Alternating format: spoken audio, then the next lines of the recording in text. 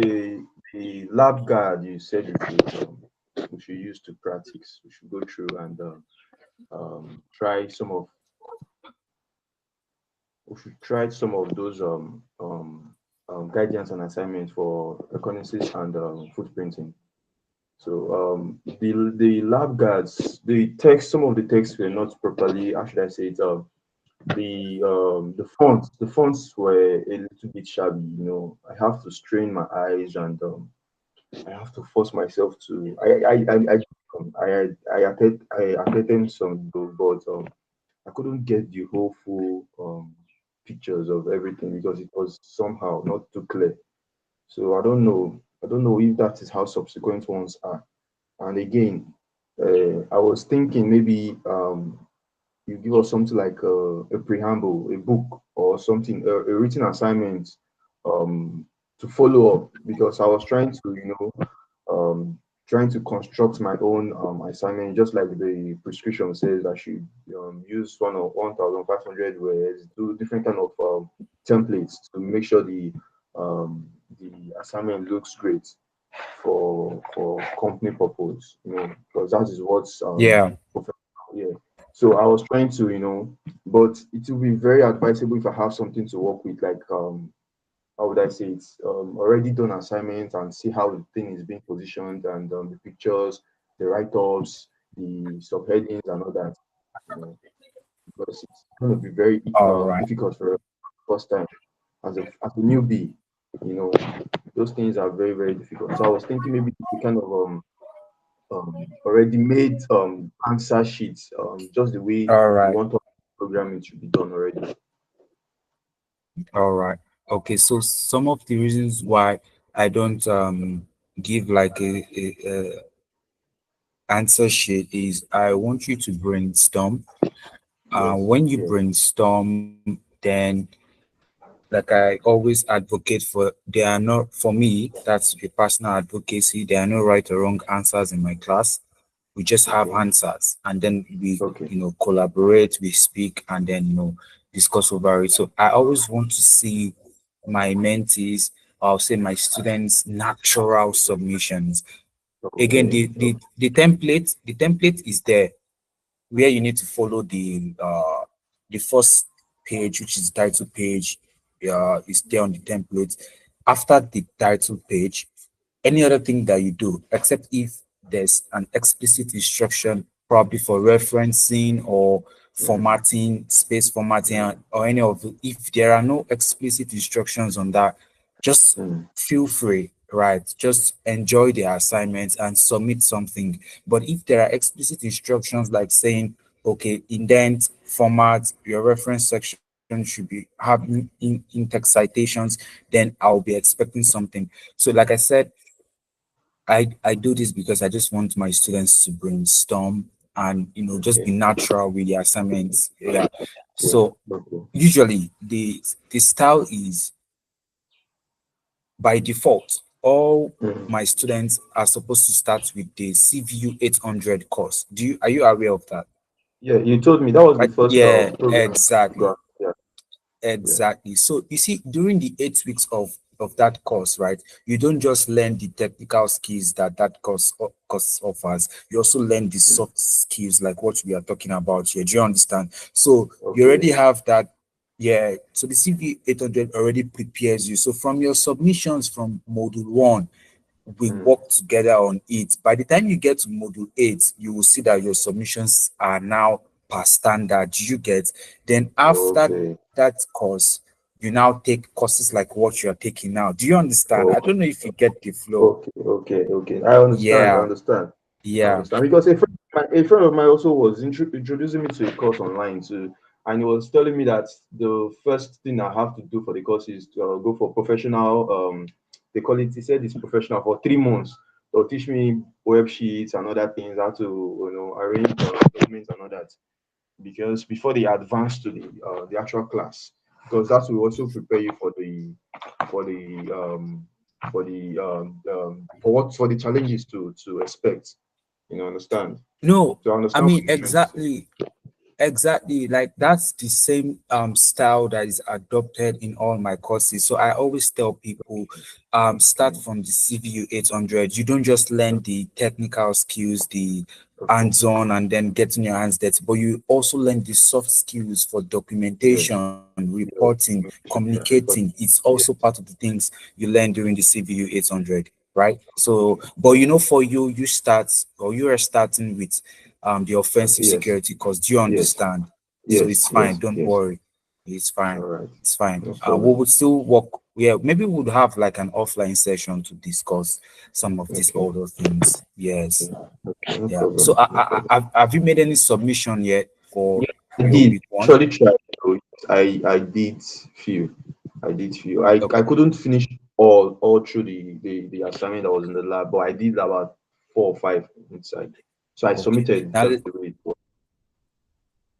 let me also add, like, I'll be honest with you, like I said, last week I already said this. Everything that I ask you to do, I have done it practically, and I'm not exaggerating or trying to brag.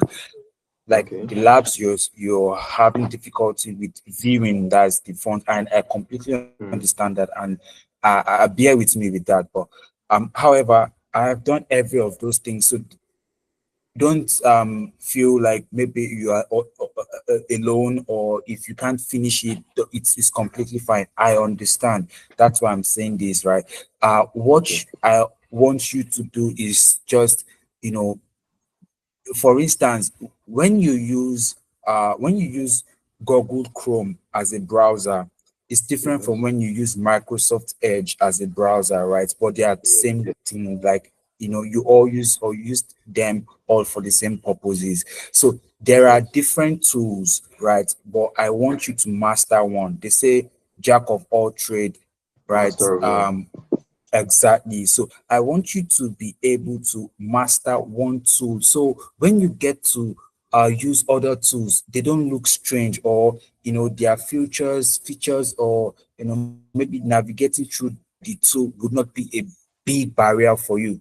Sometimes, Mm, uh, based off my experience, mm, you just you have to come up with solutions with a tool that you are using for the very first time.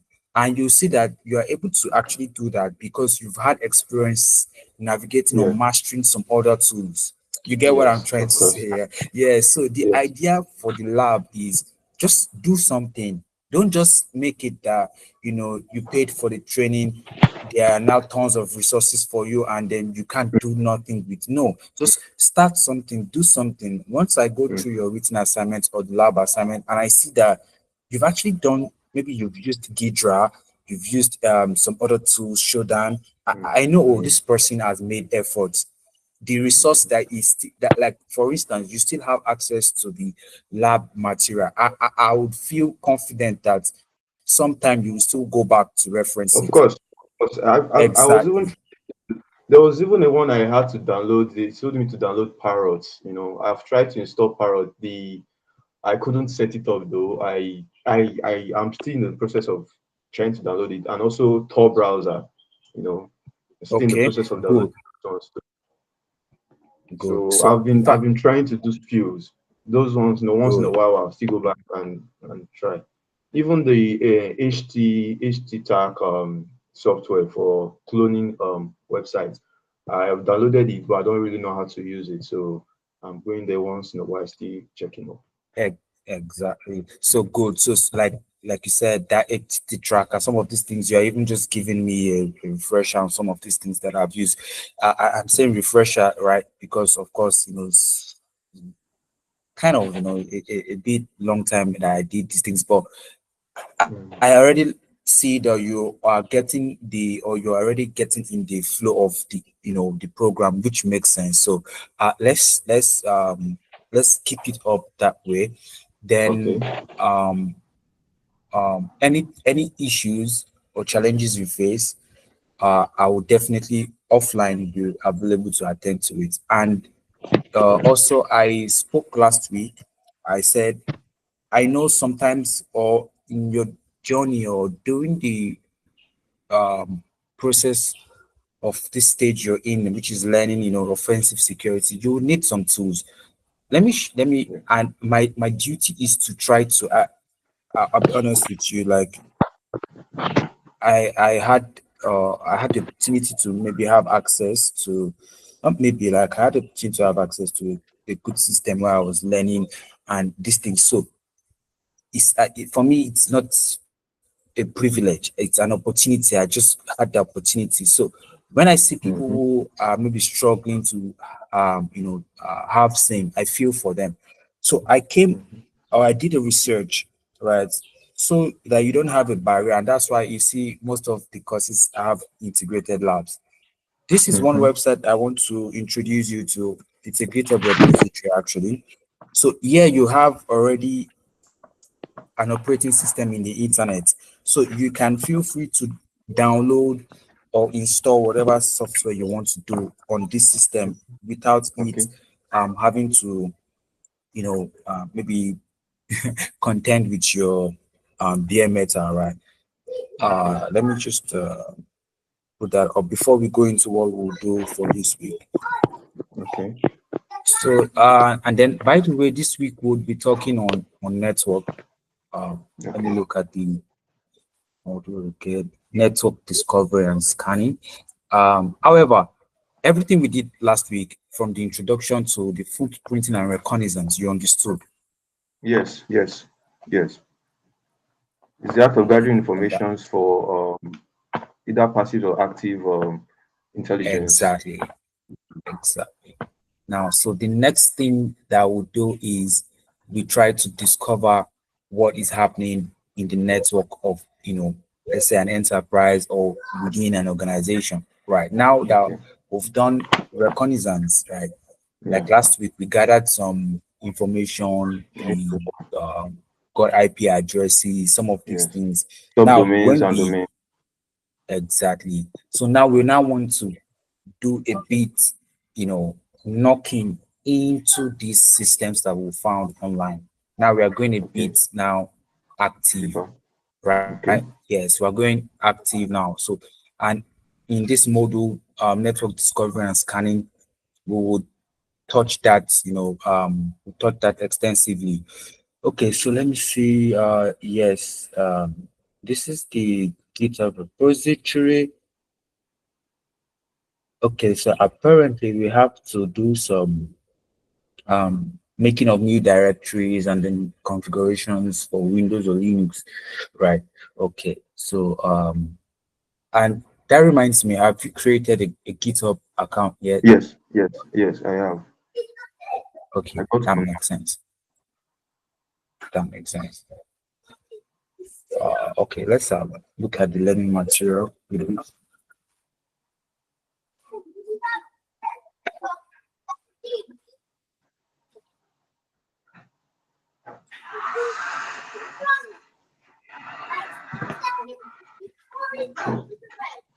Okay, good. So this week, primarily what we are going to be looking at is basically, like I've said, discovering the network, what is active within the network, and then the scope.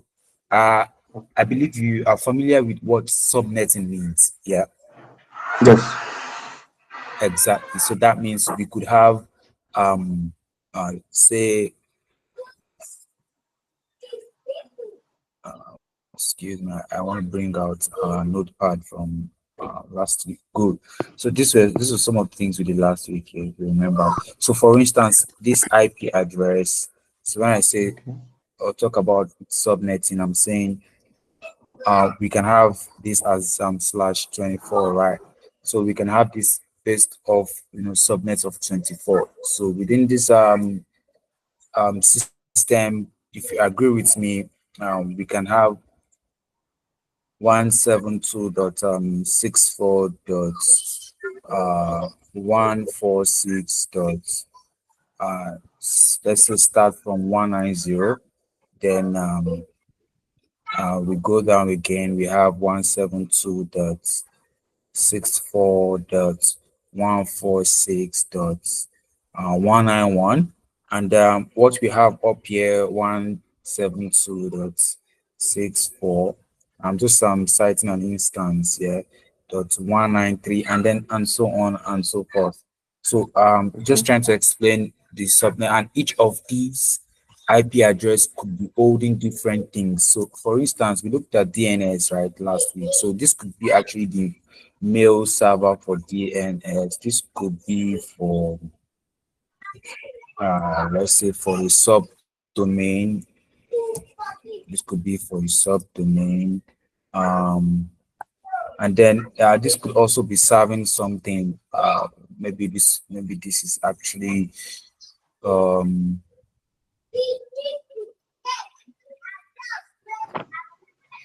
maybe this is actually the main, you know, web.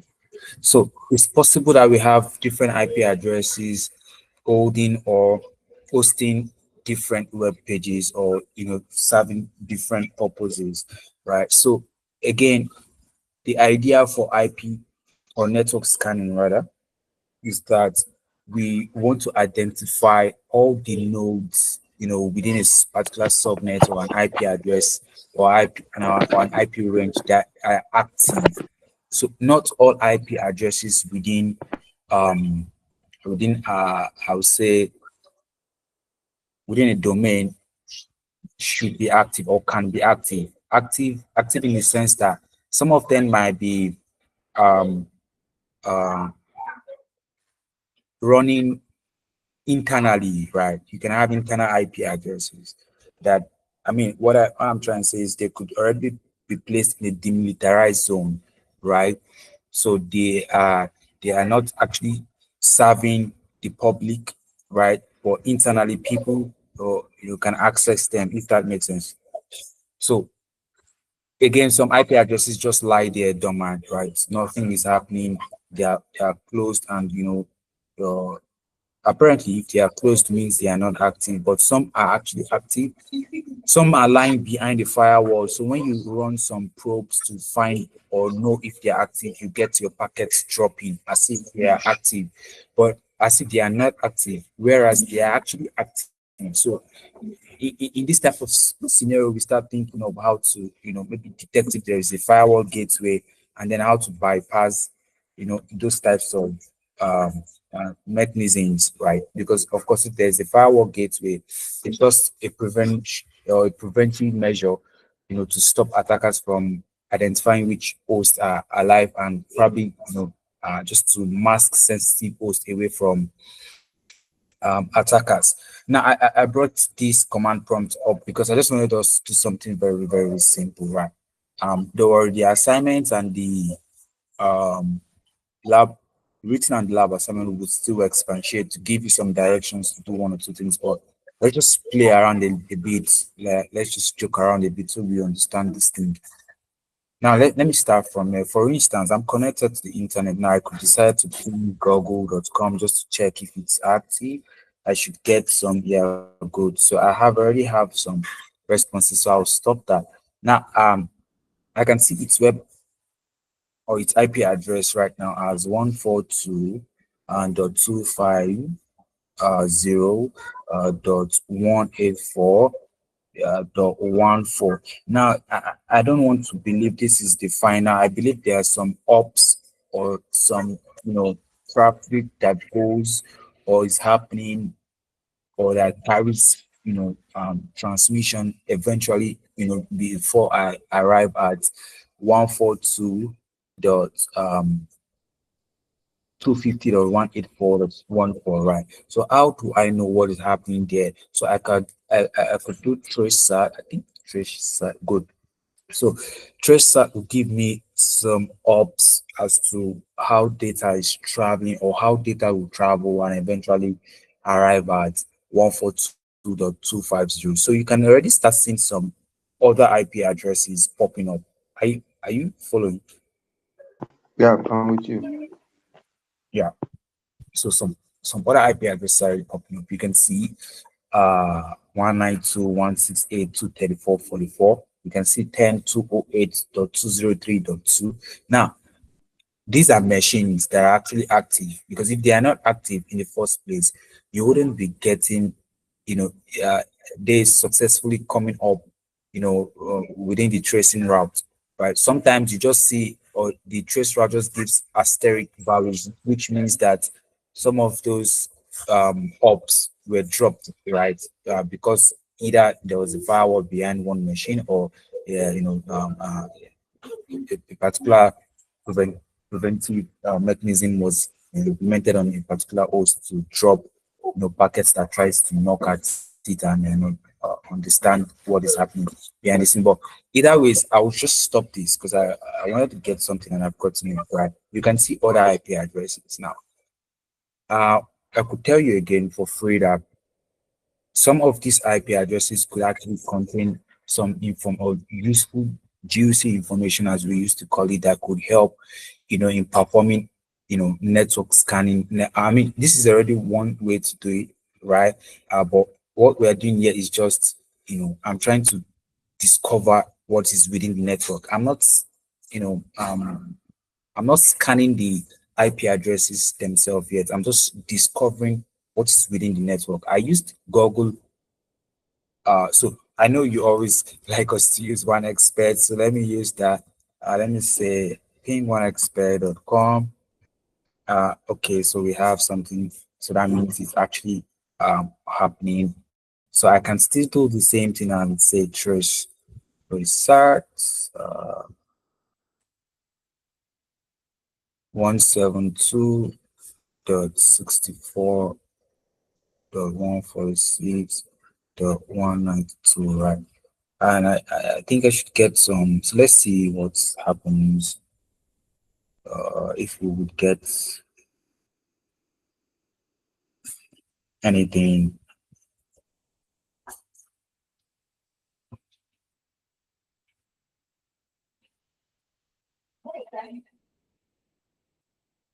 Let's see if we get anything. Okay, good. Now, you see, one of the very interesting thing or interesting part of this is, um, if you notice, you would see that we are getting similar or exact IP addresses. I don't know if you can notice that. You can see we are having almost very similar IP addresses, or even exactly similar IP addresses. And what this is doing is, now this shows the journey from my system knocking or trying to get information from 1x or google.com, right? So apparently how the network transfers data is using the same route, right? Is using the same route apparently before arriving at, their web page or the IP address that hosts their web page. So that's one way, just like I said, we're playing around, just discovering what is happening. We've gotten something different. You can see there's 192.168.60.2. Okay, I'll stop it here, right? So I'll stop it here. So this is just about network discovering, right? Just trying to identify what's happening.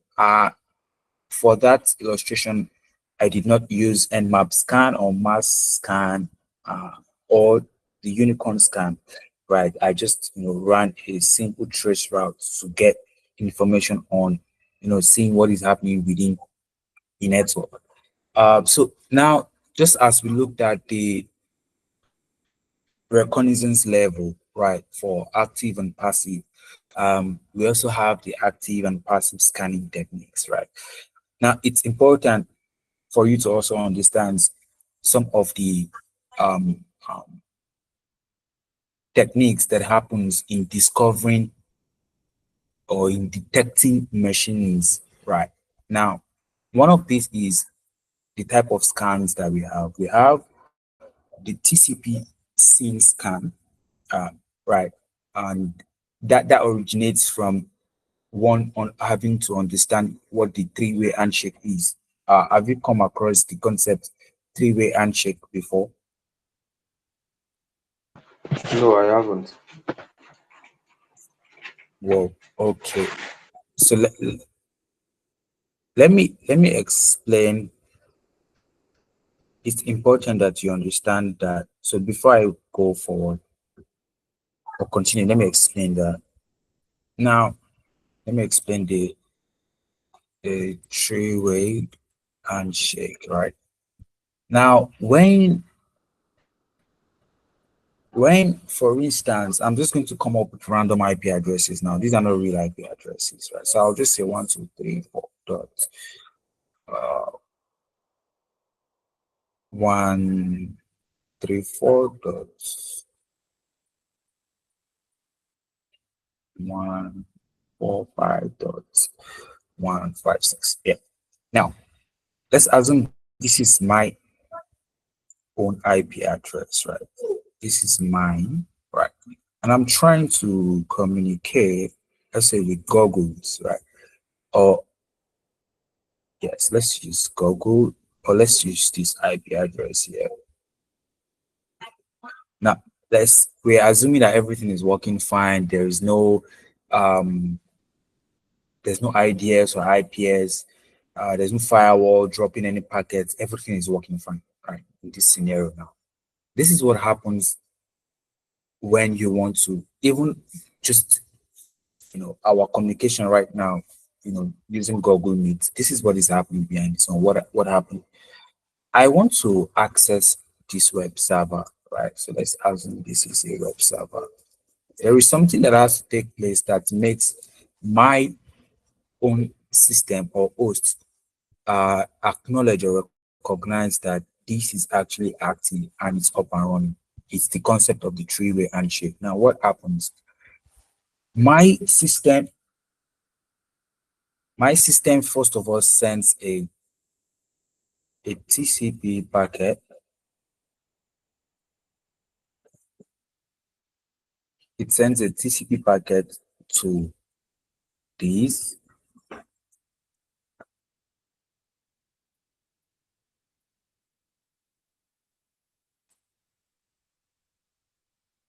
and that packet actually contains, for instance, it will contain your data, to contain okay, so maybe when we use the what's it called, um Wireshark, right? Wireshark would also put a bit of graphical illustration into what is happening, right? So this sends a TCP, more like a TCP segment. Let's put it that way, right? It sends a TCP segment to this, right? And then while it's doing this, it is setting the fin or setting the scene flag, which is you can call it the synchronizing flag, right? It's sending it to this, right, to this web server, and it is saying something like, hey, I want to connect with you, right? So it's saying something like this. Now what happens next? Again, this TCPS stands for Transmission Control Protocol, right? It's against the other protocol, which is the UDP, user datagram protocol. But we're focusing on the TCP because it's actually the TCP that has a three-way handshake. The UDP doesn't have this concept that is called the three-way handshake. It's just a direct communication, right?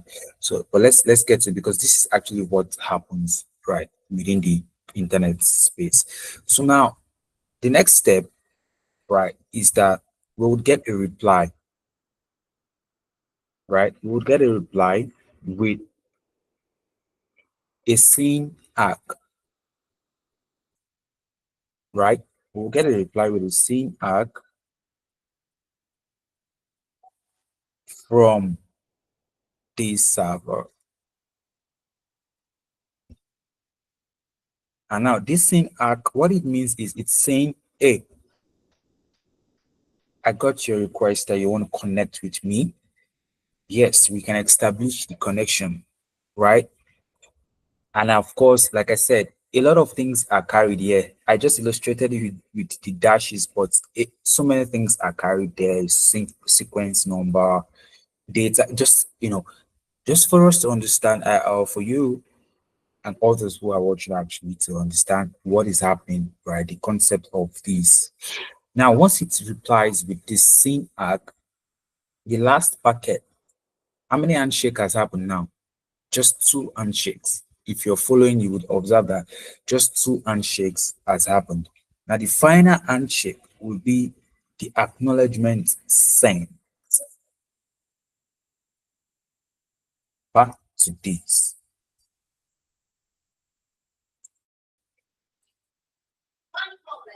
This acknowledgement back to the server saying, okay, that's fine.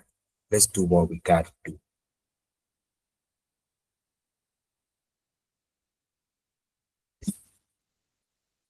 Yeah, saying, okay, fine. Let's do what we got to do. I acknowledge, and then we can now establish what a reliable TCP communication or connection, as the case may be. So basically, this is what is running behind the scene for you to actually start a TCP connection. Now, to close the connection, something else happens, right? Usually, this is not we'll get there, but just to take it slowly, because that actually entails what is known as that's to close the connection, right? Entails what is known as a four-way handshake, which is to close, but open, because we are more particular about opening. And why are we going to be more particular about opening? Because you can't close what is not opened. So usually we don't yeah, we want to learn it, we want to understand that process, but how do you close what is not opened? Right? You can open what is closed, but you can't close something that is not open. So we focus more on how our packets, how our communication started. So it is via this, communication technique by what? TCP, which is the transmission control protocol. So before I continue or go back to the slide, do you understand this very simple explanation of TCP? And yeah, I grasp a little, but I'll still read. I'll still watch the video one all over again, and probably Good, do one or two research too.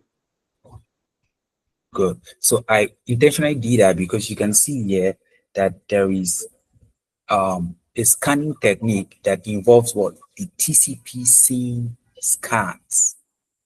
I'm getting somewhere. This is very important because some of these things also helped me. So if you're seeing the TCP scan here, what is this trying to say? It means that you can see the TCP scan and TCP scene scan. It means that sometimes when we want to check for the or want to detect what is happening in the infrastructure, the network environment of a system, we could open start a connection, but not open it full. Not what that means is we tweak our request to that server that it actually stops here.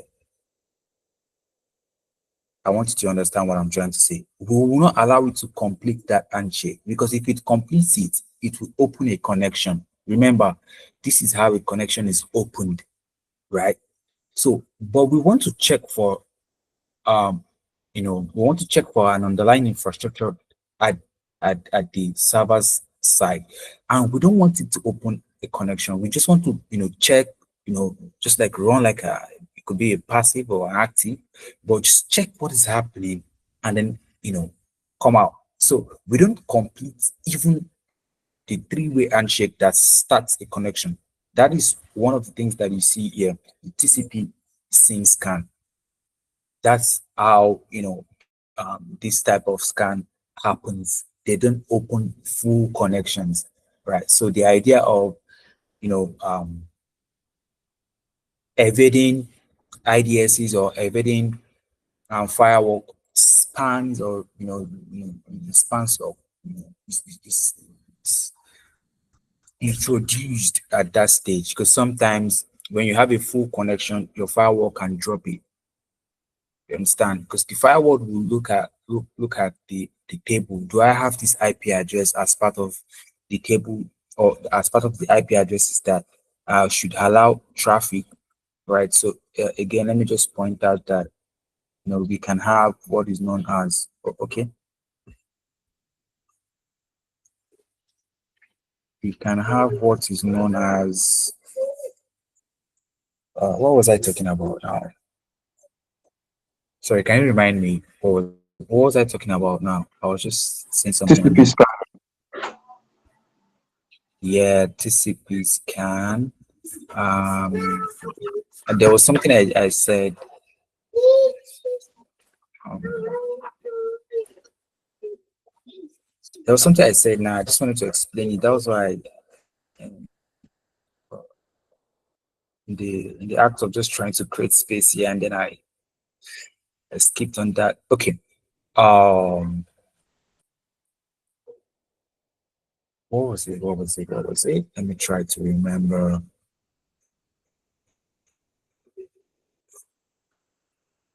I'm trying to remember. Trying to remember what was it exactly. Yeah, I know I made mention of TCP scan, but so something specific I wanted to explain to you. Okay, if I remember, I'll come back to it. Honestly, I forgot it. I was just trying to create space here so that I could write it, and then I forgot. Okay, all right. Let's just continue. Okay, yes, I remember now. I remember now. So I wanted to explain what ingress and egress, right? What they mean, right? And this also spans for firewall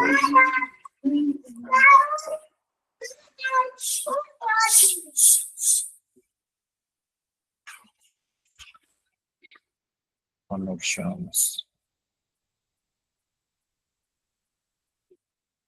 configuration.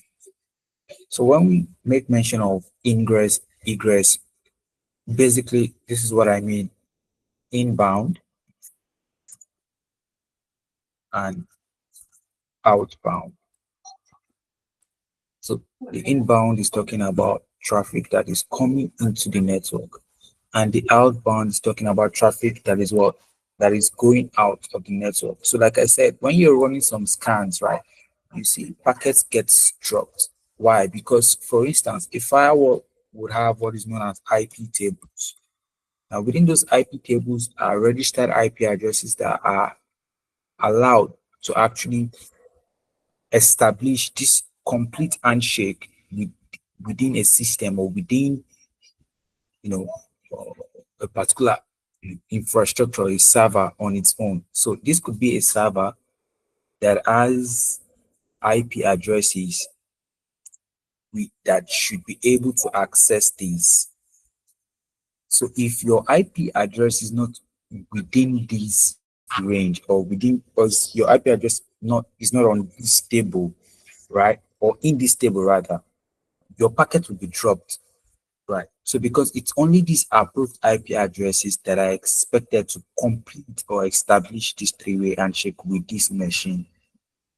So we have some machines like that, right? And that's why we are, now looking at scans like this. So because again, once you have scans like this, right, or you have the TCP scan, just the TCP, not the TCP SYN now, it could actually complete the three-way handshake. And in the process of completing it, it could be dropped by the firewall. But when you run these types of scan, because they are halfway, just from that half connection that they established, they will keep a channel open, just because they are not fully yet, open. They just open it halfway and keep it that way, so that they can gather some information, one or two things, before it's finally dropped. So such types of techniques also happens, and we can also apply it, when we are trying to do some things that would require we being stealthy, or maybe trying to stay undetectable, right? But at any of these points, you still require access to the network vantage points, that of course gets you at, or gets you to, or gets you producing, or gets produced results that affects, or that gives you information about what is happening within the environment, right? So, for example, identifying an internal DNS server via passive analysis requires observing DNS queries in transit. So you can see that you're trying to observe a server, right, from its queries in transit. It hasn't gotten to its destination yet. So that's the technique, or the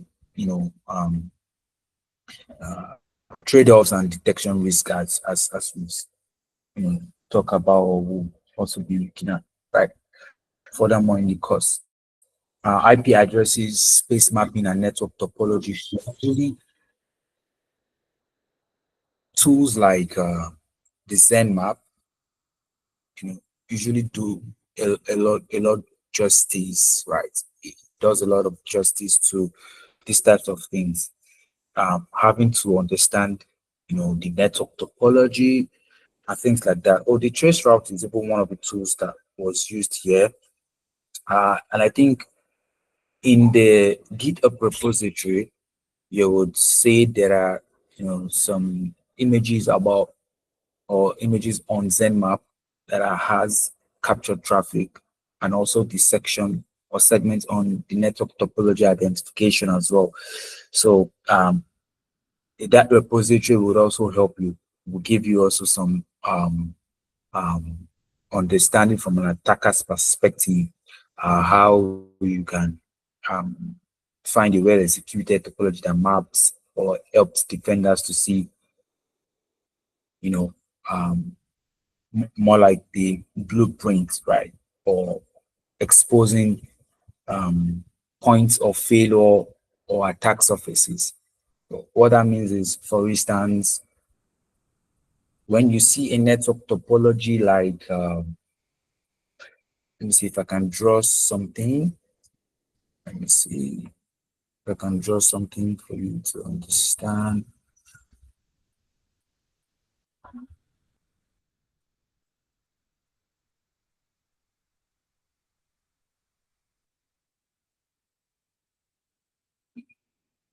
Okay, let me see if I have any. Let me see if I have any work I can use instead of creating a new one. I think I have one here. Okay, let me just use this one. Can you see my screen? Yes, I can see your screen. Yeah, good. So let me use this one. So for instance, let's assume that this is a topology, right? This is a network topology. So you can say everything is centrally connected to the admin here. This is a firewall. Let's take this as a firewall. I'll write it there that it's a firewall. Good. And then let's also take this as a database, right? It could be any type of database, SQL, or any type of database, right? So we'll take that as database. So before I talk about what we was saying, let me just explain. So what this means is the admin has access to the firewall, or the admin would definitely have to, you know, the admin's IP address would be part of the addresses that allows access to this database.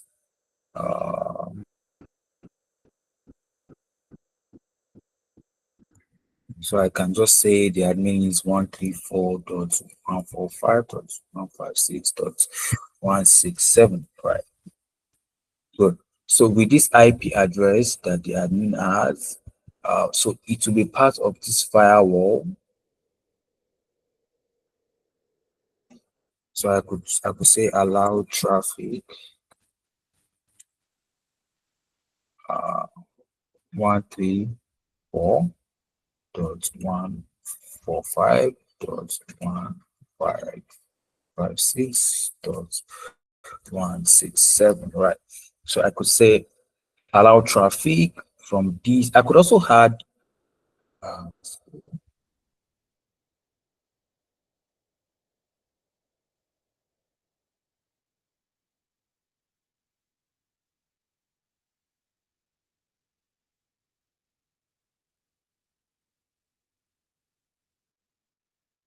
yeah.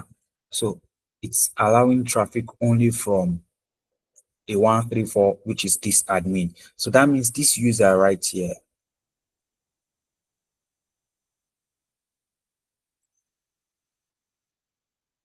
So that means user 01 would not be able to have access to this. User 10,000 would not also. So that means we have up to 10,000 employees within these organizations, for instance, or 10,000 user, right? And definitely this database is not meant for all of them to have access to directly, but only the admin. And the user 01 has access to the Windows server.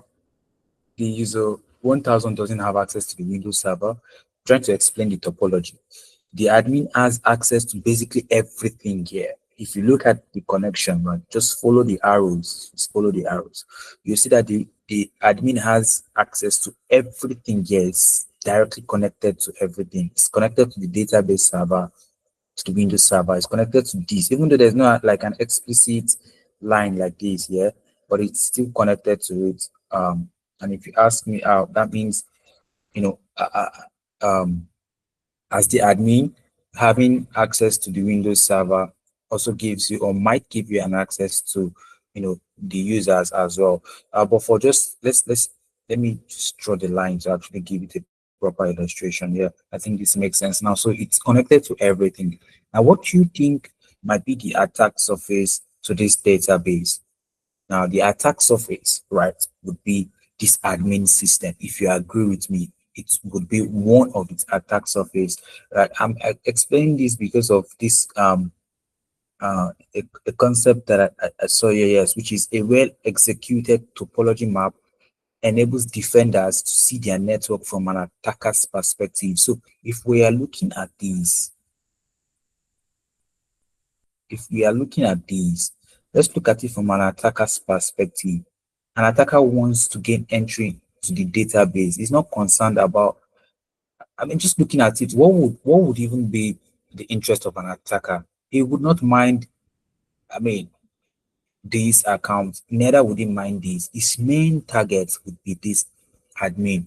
So that means the admin is an attack surface, right? This firewall also an attack surface, right? So he will be trying to look at how can I bypass this firewall with my own system. So in the case of just making this to look even more interesting, right? We could just do something like placing. Let me see if we can do it, and if we can't do it, we'll just let that. Okay, okay, I have one here. Oh, this is a bit. This is big. So let me try to reduce it. So I know anytime you see this face, you already know what it is, yeah? You know what time it is. So this is the attacker, right? So he is only concerned about the admin. He has no business here, has no, but it's like if I can break this guy, this would automatically remember, even though that's the attacker's face, he would also have his own command and control center, right? He will have his own command and control center. And how do we represent that? Maybe we just use something simple. Let's not use anything too complex. Let's just place this here. Do a bit of reduction, please. Right. So this is the attacker's workstation, right? I hope it makes sense, right? So what is concerned is, if I can infiltrate this system, I automatically will get access to this. So the attacker doesn't even bother about user one to user 10,000. Remember, between 1 and 10,000, there are lots of users, right? So he's mainly concerned about the admin.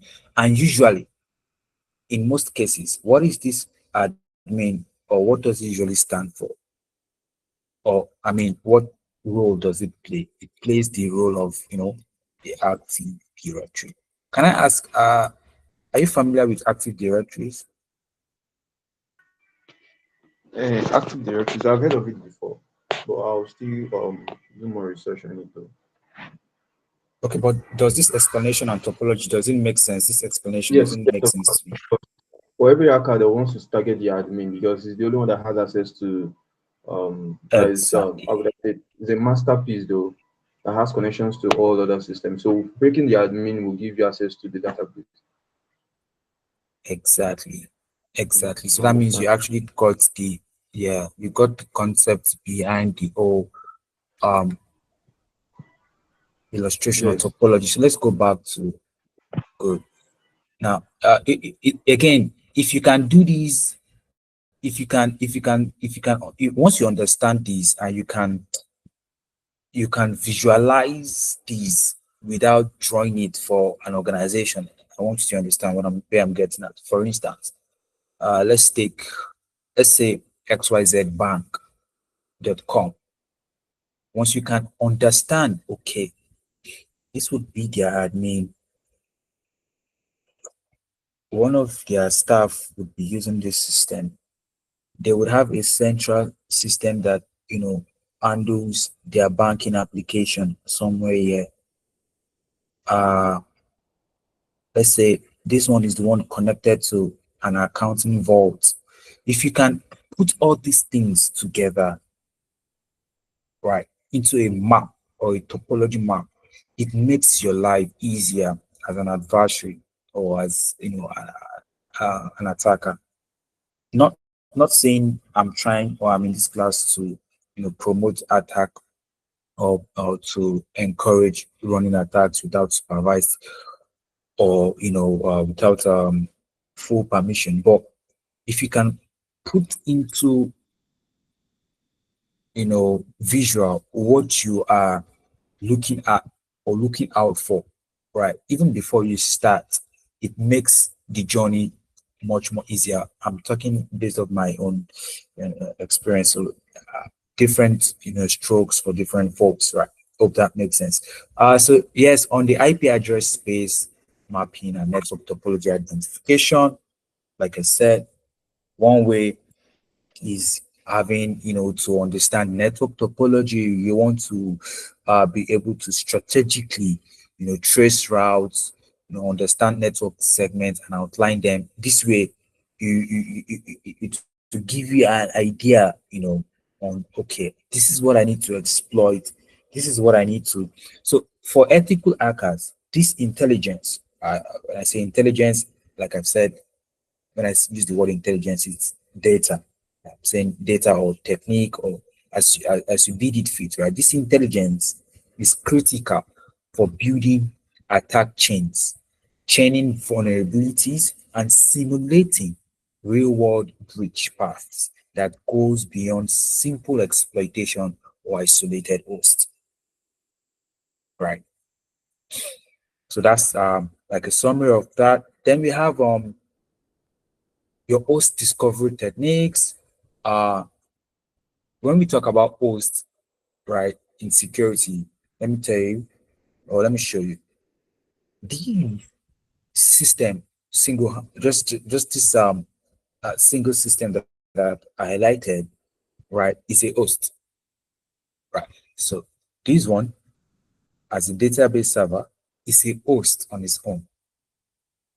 As the Windows SMB server is a host on its own. As a user, you are an or you are a host on your own. So when you look at or you see host discovery techniques, we are saying, I want to discover single or informations about single hosts, right? So again, when you're performing reconnaissance and you already had or have an idea of, okay, this is their mail server. You can map that out as a single host. Let me do this. For instance, I could map this as the mail server,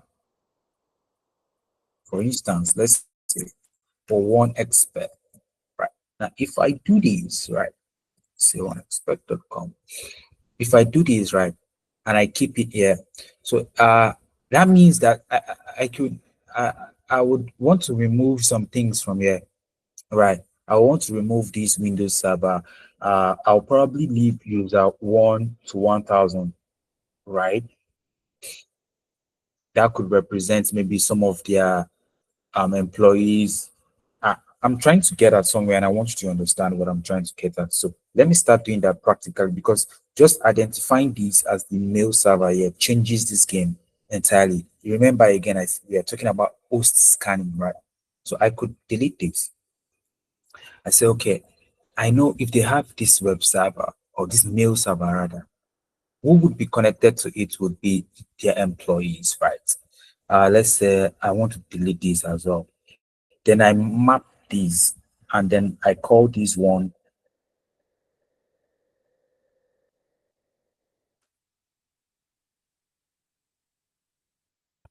say I call this one employee O1, right? So if I do that, definitely I look at this and I'm like, oh, one expert cannot be this ignorant. Yeah. I look at this connection, I say, one expert cannot be this ignorant. I'm going somewhere. They must not allow just a simple line of communication directly from their server to the employee. There must be a firewall in between. So what happens now, right? I would break this,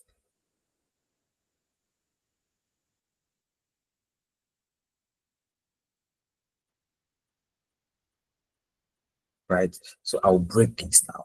Then I'll bring this guy to their middle.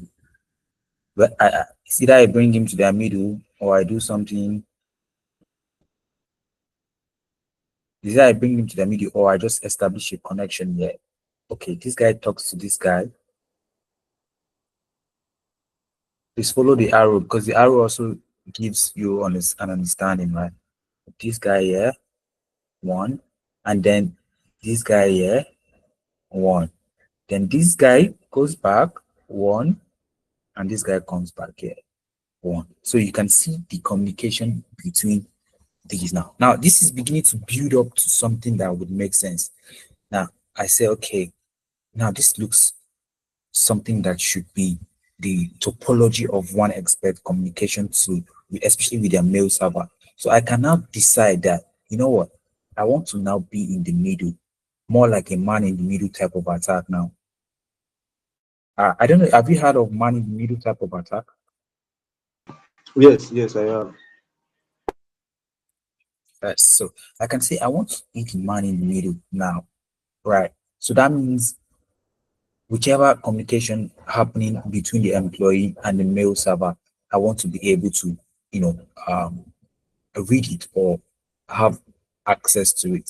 So that you see, from this already you start knowing, okay, now where would be my attack surface, or how would I map out my scanning strategies? Remember, this is your host. So this is your host. Now this already giving you a lot of things. You start scanning for, you start your recon or your scanning from this mail server. So whatever information you get, you know that, oh, this should correlate with this. Or when I say correlate, I mean if I'm getting my, if I'm probably trying to scan, let's say an attacker is not trying to scan, for instance, it would happen this way. Let me tell you how it would happen. So it will not happen directly to the firewall, right? It will try to break in here first. So let's say it's actively trying to scan for this and it's getting his packet dropped. Now it makes sense now, because it will now look, okay, my packets are getting dropped. That means a firewall is in between. I want to identify the address of this firewall. So whichever information is getting, he knows how to tailor it. He knows how to address it. So for instance, if he gets a firewall, if he gets a packet drop, let's say a packet drop by 172.111 dot, let's say 212.222. Now, if he sees an information like this, remember, we saw earlier that you you, you get information from ongoing traffic, right? Those types of things. If he gets this type of information, my packet was dropped by 172, automatically he can conclude that, oh, now this is the firewall's IP address. So these are um more like techniques, right? I'm just trying to explain some things, right? A lot of grammar is on the learning material, but once you watch the video again or you read this material, most of the things that I'm saying would now begin to make sense. So one thing that I want to point out again is, look, the ICMP on its own is more like doing a ping sweep, right? It's the I think the internet control messaging protocol. If I'm not, let me see, internet control message protocol. Yes, so I was right on that. So this is the internet control message protocol, meaning this is the protocol that controls, the internet communication. So for instance, when I ran this command for ping1expert.com, it was this protocol, this ICMP protocol here, right here, right? It was the one that managed this communication. Is what I'm saying making sense? Yes, yes, of course. Yeah. So it was the one that was the protocol that managed this session. So uh while we've established that, right? While we've established that, I want to make something like, you see these ports right here. Although this looks like, okay, this is port 80 is HTTP, 443 is HTTPS, and I think 22 should be, I know 21 is FTP, 22, uh, let me see.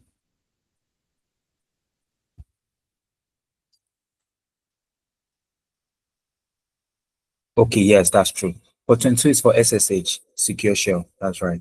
A lot of, some of these things, a lot of protocols could be in your head and you yeah, but that's it. So now, understanding the port number as well is very critical, because in some instances you say the state of a port, you say the service of that port, and you want to understand what it means. It's the port state, the port number, and then the port service.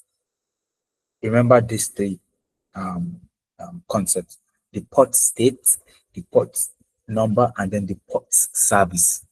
Right. Very key. So yes, with that being said, while ICMP is straightforward, many enterprise firewalls block these packets, requiring more subtle techniques such as sending receipt. So the idea here is, it is very simple, right, for us to just do this easily. Um, this one, we did it with Google, it worked. We did it with one expert, it worked, right? But really, this is the ping command. There are some commands that are very similar to the ping that also wants to check if a service is active like this, but they get dropped. Like again, this is ping. The ping command really is just, it's not doing anything. It's not, when I say it's not doing anything, I mean, again, look at it's interacting with, you know the DNS or the domain name. Let's try something. Let's say ping 172.64. Now what's the difference here? We are not using the domain name, right? We're using the IP address itself. Let's see what we get. Good. You can see that we are getting responses. So that means that actually for real, this IP address is active. So there are some ping or there are some prompts that would be run and would be dropped. Now that's how you understand that there is a technique behind the scene that is actually, when I say technique, I would just rather say there is a device that is dropping the packet, or let's use the word, the firewalls that are blocking these packets. So this statement of requiring more subtle techniques, such as sending TCP SYN scan, now means we will go beyond just running a ping scan, which is just something that, okay, to work with Google, work with.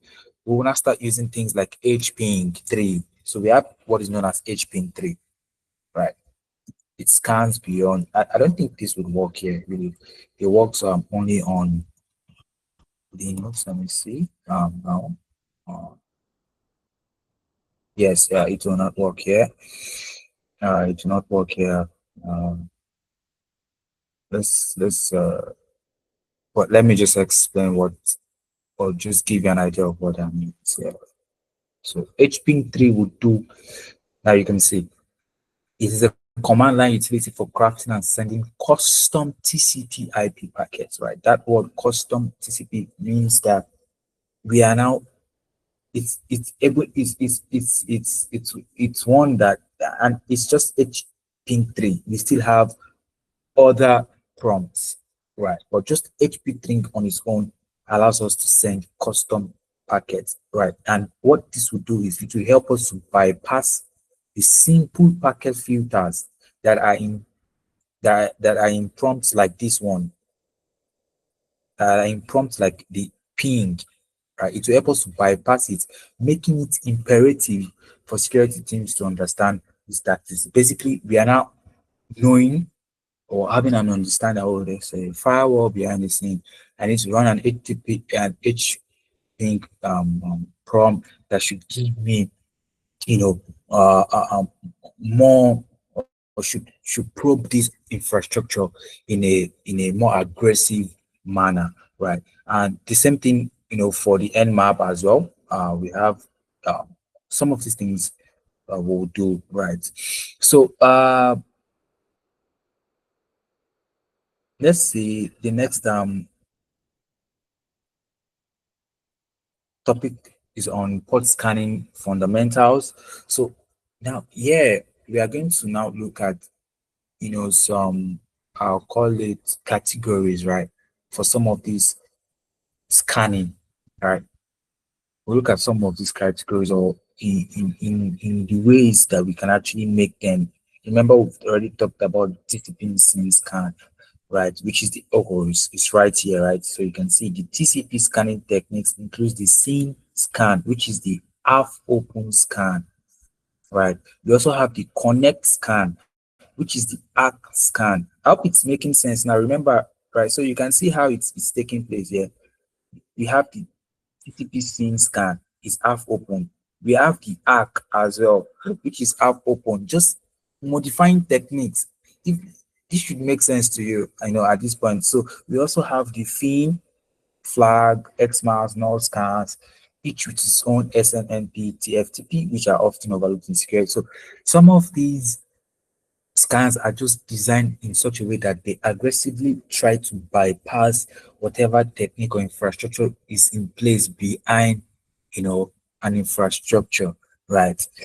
So again, this type of scan would determine if the ports, or if ports are filtered or not. So now, when we talk about filtered or unfiltered port, you'll be able to see this when we make an Nmap scan. Do I have an Nmap scan? Do I have the tool here? No, I don't have it.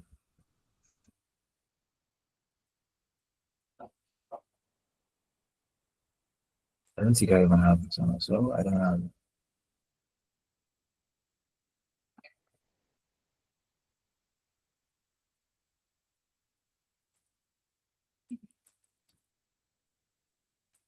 Okay, so we would run some scans. Uh, Time permits us, and then we would address that. So what it means basically by filtered or unfiltered is just, oh, is this port actually filtering, maybe using the firewall, right? So the firewall will filter for the IP addresses, and then the unfiltered means, oh, this port is not filtering for any, for what, let me, you remember we already made mention of some of these ports here. These are the ports here, port 80, 443, 22. So for instance, for 22 that we use to connect remotely, right, using the secure shell, right? So let's assume now you are trying to connect to, let's say this IP address here has a secure shell enabled, right? So the secure shell is a shell that you use in communicating, with host remotely, right? So you can use this port 22 right here. You can communicate from this IP address, which is my own. You can communicate with this lab or this system here, right, through port 22. You can have a remote connection established via this secure shell. So now in a case of this, of filtering, where is it again? In a case of filtering,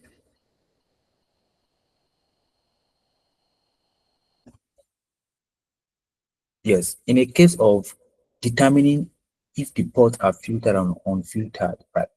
So what can we do from there? So it means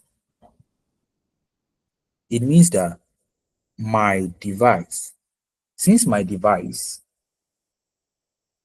is already part of my IP address, this one here is already part of the IP addresses, right? Within, or that is whitelisted. When I say whitelisted, I'm just saying it's already giving the permission, right, to access this. When I try to establish a connection, it will be successful. That means it is filtering for the IP addresses that should be able to access it. That's a filtered port, right?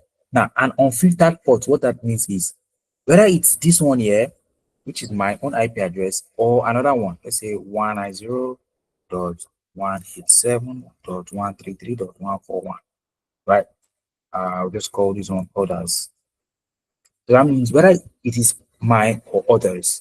All right, let me give this subnet. Let me say 24. It will automatically allow any connection into it because it's what, unfiltered.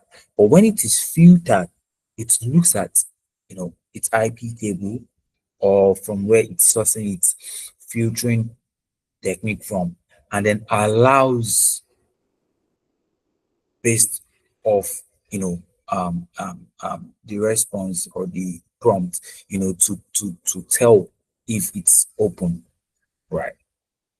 So that's the idea. So again, just as I explained the technique for the scene arc, we also have the fin, more like a finish, like if not final, yeah, but like finish. Fin flag is usually called the fin flag. It's more like the flag that it's more like the flags that tells that, oh, okay, everything we are doing here, uh, you can say we are done, or I think we've completed our assignment here. Then it closes the connection with the fin flag. Right. So remember when I said the opening the three-way handshake with TCP, there's also closing with a four-way handshake, right? So in that four-way handshake, what is added is the fin flag. Does it make sense now? What is added is the fin flag. So there is no any other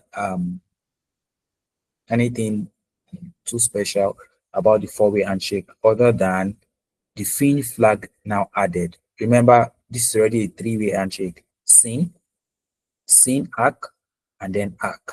So the final flag to make it the four-way handshake, which is to close. Remember, the three-way handshake is to open. Is what? The fin flag added. That's it. Right? So that's it. So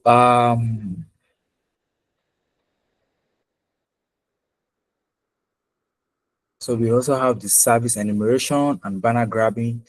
Now, when we talk about banner grabbing, right, service enumeration, remember I made mention of something that when it comes to networking, you can't run away from ports. And I told you you have three things you look out for: the state, the port number, and what? The service. I made mention of this earlier, right? So now looking at service enumeration and banner grabbing, what does that mean? Good. So let me bring this up once again. Um, and then from here, let's look at some of the ports that would be open on this mail server. Let's say for no, let's do it this way so that you can understand. Okay, yes, let's do it. Ports. Let me see. Okay, I'll give one. I'll say state, and then I'll say service. So this is how it would happen. So yeah, I would say 80. Yeah, I would say open. I can say open slash filtered. Yeah. I'm going to ask you a question, Mr. So just be prepared to uh answer me. So I'll say HTTP. Yeah, HTTP. So I can say 443. Yeah. Uh, I can say closed, and I will say filtered. I can say, let me use the unfiltered. Yeah. Uh, then I'll say, okay, let me just write it there, HTTPS. Then I will not say 22. I won't make it so much the flow. I'll say open, and I'll say filter again, and I'll say SSH here. Now, what you understand by this,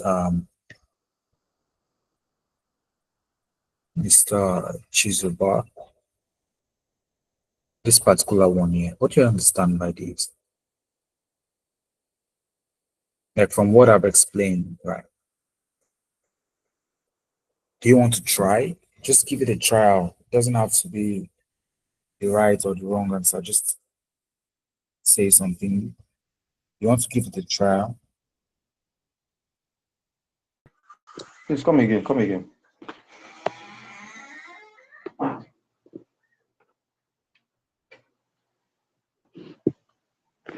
Do you hear me?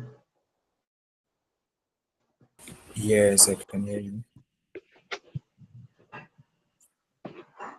Okay. So you said, what did I understand about which of them? Okay, Okay, so this one. apparently what you're seeing here is the port number. So the port, I don't know why it's clustered this way, but this is the port number. This is the port state, and then the service is rendering. So port 80 is open and filtered, and then its service is HTTP. Port 443 is closed and unfiltered, and it's the HTTPS. That's its service. And then we also have port 22, which is open. Its state is open, and then its service is the SSH. So apparently, this looks like a maybe we'll just make this a server, right? We can leave it as a mail server, but what this means is it's having some ports that are open that probably shouldn't be open, and some ports that are unfiltered that should be okay, should be unfiltered really, and then some ports that are okay. So now the idea, what I was asking is, I just wanted you to look at the port, the state, and service, and then just correlate something from it. But I think I've done a bit. I've answered that a bit. I don't know if you have anything else you want to add. No, not really. Not adding anything. Please just go on with the classes. I believe I'll go through the videos again and try catch up. You understand? Because I'm a Okay, kind that of also slow learner. works. Yes. Okay, So I so take my time. the reason why I ask you some questions is again, I need to be sure that you're actually, because most of the time you don't get students to want to ask questions, but the way or fastest way to learn is by asking questions, Okay. and which is why this class is even a live session class, because yeah, yes, you can leverage on watching the video, but you shouldn't, or watching, you shouldn't be, the only uh way to go for your learning, right? You can also, so I just did that to ask questions, but it's fine. I totally get you. So what I'm trying to, point out here is the port numbers, the Okay. state of the ports, and then the Okay. service that these ports offers, or the service that they render. I did that because when you talk about service enumeration, you're not trying to get detailed information about the applications and versions that are running on those ports. So, for instance, right, um, more of offensive security is usually with practicals, right? And I'm also trying to explain this, learning material without, you any practical or any visual representation. So it could be a bit. Um, so what I would do is let me try to, let me say, okay, let me just verbally explain it. Then we'll do the practical. So you could have the version of your secure shell to be, let's say, 1.0, for instance. So there is this website that is known as exploit database.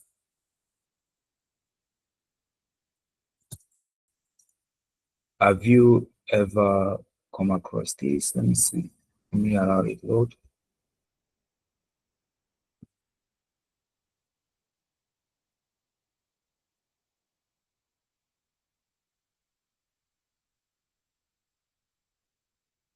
Okay. While that's comes up, let me just put this. So now I'm saying this because, okay, I was going to use an example, right, for secure shell, but let's take a look at this HTTP server. We are seeing HTTP server 2.4.49 right here. So that means that if I go and run a scan on, for instance, let's say, yeah, I run a scan on one expert, and then I found out that, let's say, from one of my responses here, I found that um from here, a trace sat on one expert's IP. I found out that one of these or maybe I ran an mmap scan rather, you know, or I did say I did a dig scan, for instance, to like dig out, other subdomains, and I found a web server. And on that web server, during part of my service enumeration, right, part of, me trying to enumerate the service, I already know it's a web server. And for it to be a web server, it means that it will be using this protocol of HTTP, which is the Hypertext Transfer Protocol, right? And it's not the one that has S. You can see the one that has S is here on my tab, but this one doesn't have S. So let's assume I found out a page or a web server that is actually running this exact version. And here's something I can do. I could copy these, right? And I could come to exploit DB, right? And I could probably come to search for any um exploitation technique or database. This is like a database, right? A database of exploits. So if, for instance, I found this, let's see, um, okay, let me do it on. Let me do it via the port directly. Let me just say port because HTTP is port 80, yeah. So I'll just do port 80. Um,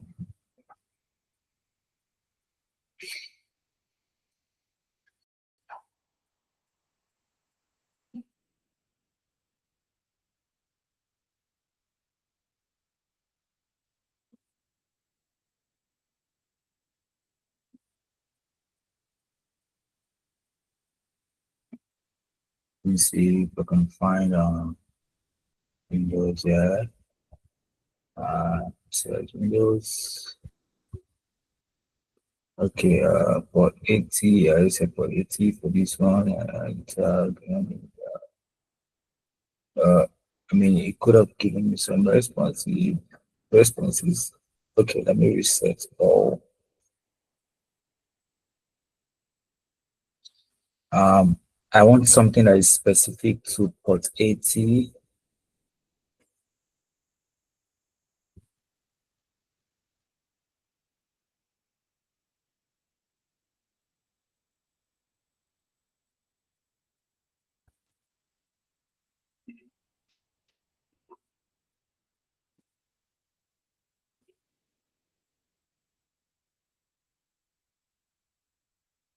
Okay, yes, I think I found something that is specific to port 80. Uh,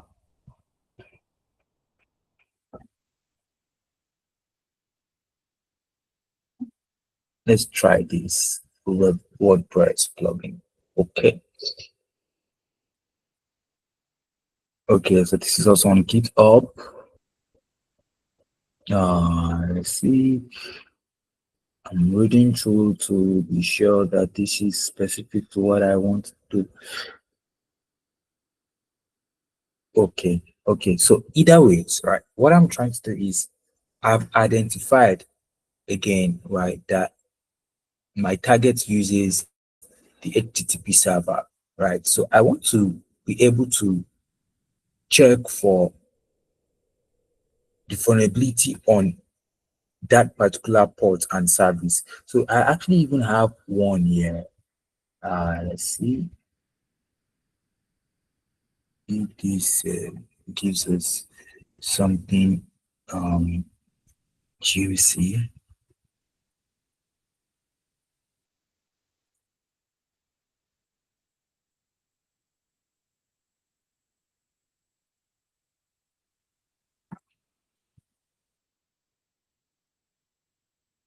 But the most important thing is you are getting the steps that I'm trying to take. I'm taking. I'm just keeping it very very basic, so you can understand, right? Again, the exploit DB is a website that gives you exploits, or gives you exploit techniques and exploit steps, the script for you to exploit certain vulnerabilities that you find on servers, right? Uh, don't know why this is still taking a bit time to give me exactly what I want, but we can move forward with that. So I wanted to explain the idea of identifying, from service enumeration, identifying, things like um, the underlying infrastructures details, as the process of banner grabbing, and then, mapping it to a common vulnerability and enumeration part, or a common vulnerability and enumeration, and then exploiting it, right? So the idea is service enumeration gives you details, right? It reveals information about the version that are running on a particular port.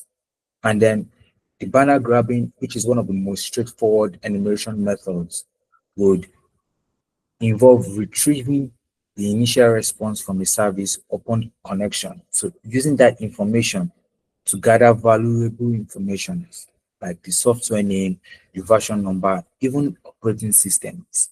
So for instance, right here, we didn't get any operating systems information because we are not actually, testing directly to any host. There's no IP address that here that we are testing against here. But in in the actual production environment, that is how it will operate, right? So to move further from that, we spoke or I spoke briefly on mapping your network and topology analysis, operating system fingerprinting. This is using nmap scan. I'm trying to go a bit much faster now because of our time, and just making sure that we've touched some very important areas, right?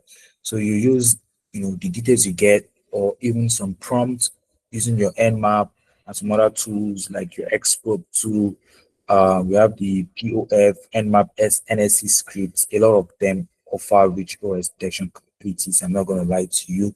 So some of this, you would have hands-on experience with during your lab assignments.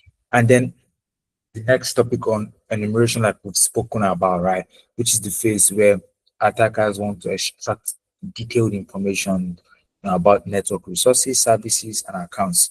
Now, again, like I said, this is very, very important, right? So it's critical that you read just beyond the surface, written words or written explanations, right? Try to understand the deeper meaning.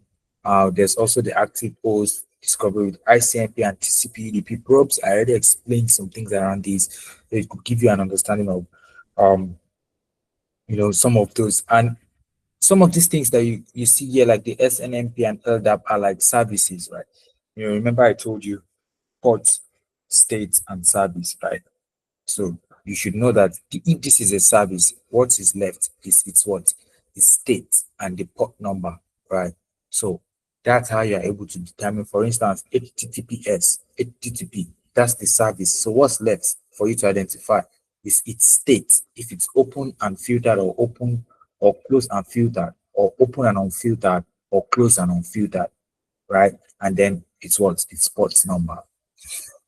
So yeah, I think that's on that it's like I said, if I should explain this learning material, we could go a bit more than or above 3 to 4 hours, right? Just to my own satisfaction, I would want to say everything that I have in my head regarding everything, but because of time, we'll save my time, save yours as well. You have the learning material with you, so you can go through it and then explore more, and then feel free to ask me any further questions you might have offline, right?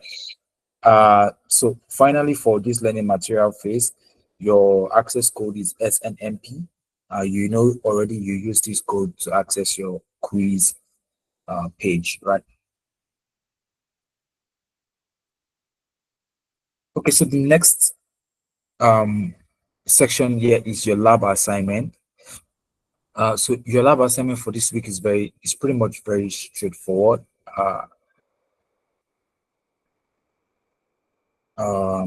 I think there's a lab guide for you this week, more on you practicing how to, scan and enumerate networks.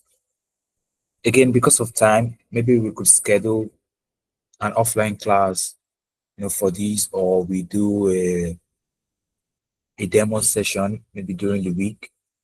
But I just want to be comfortable enough to get you rolling, on your exercises for this week, right? So again, we have your lab manual, which follows the EC Council's CEH curriculum. So on scanning networks, if I'm correct, this is where you were mentioning that the text can't be, read easily, right, Mr. Chizoba? This is the exact lab assignment I'm talking about. You see the way the fonts are. Sometimes this one is even a little bit better than the first one. You know, Okay, I okay, was even I was okay. trying That to means even download. I was trying to download this. Maybe I can use an editor to restructure the fonts, but I couldn't lay hands on any vital tools, so I just have to use it like that.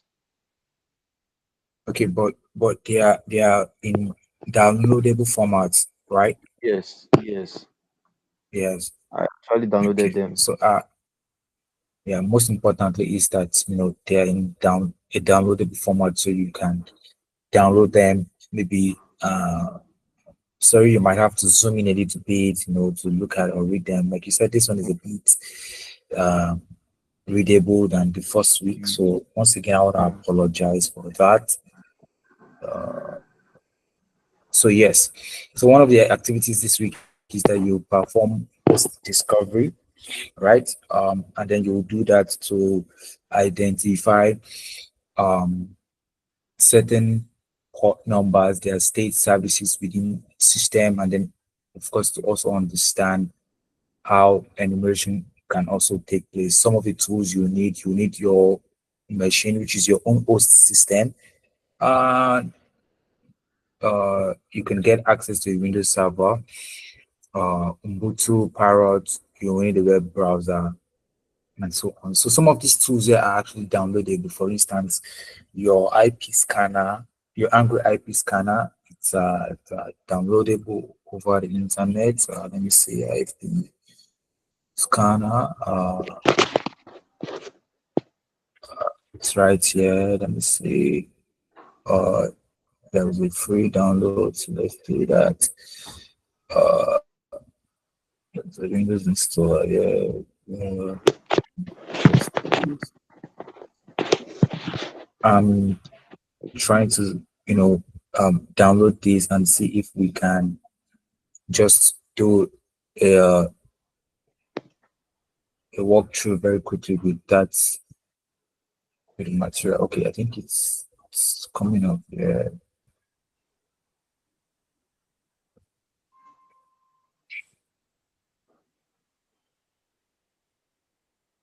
Okay, just keep it. Thank you.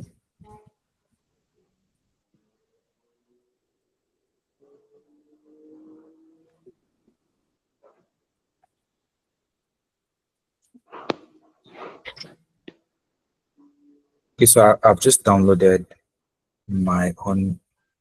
Oh no no no no no!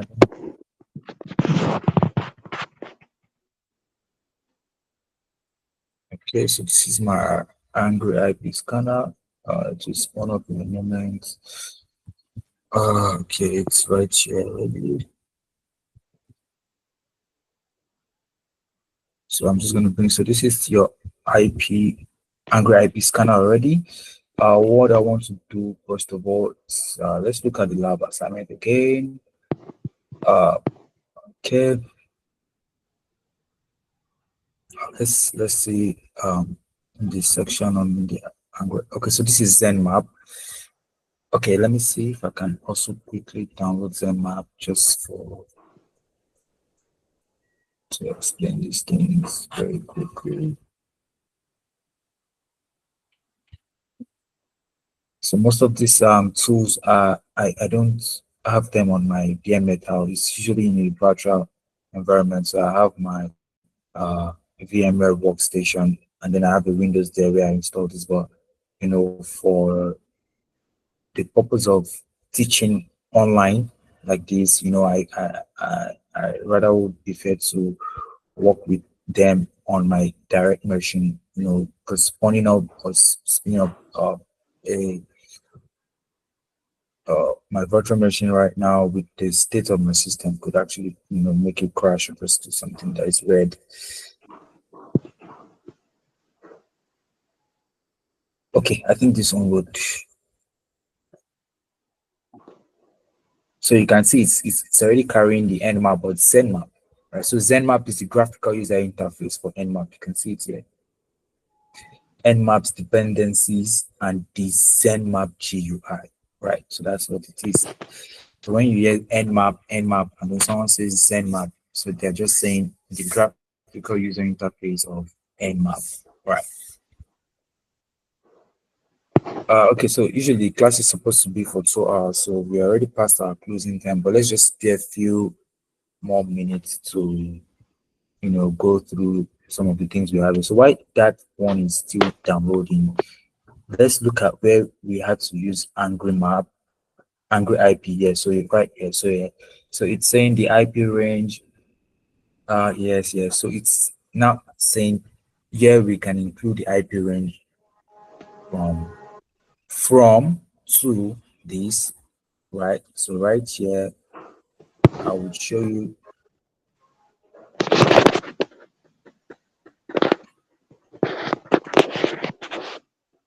so you can see the same thing. So you can do it from here, IP here today. So usually, how I usually make this interesting really is for instance, if it was on my virtual machine, I would have my Metasploit or my Metasploitable. Have you heard of Metasploitable?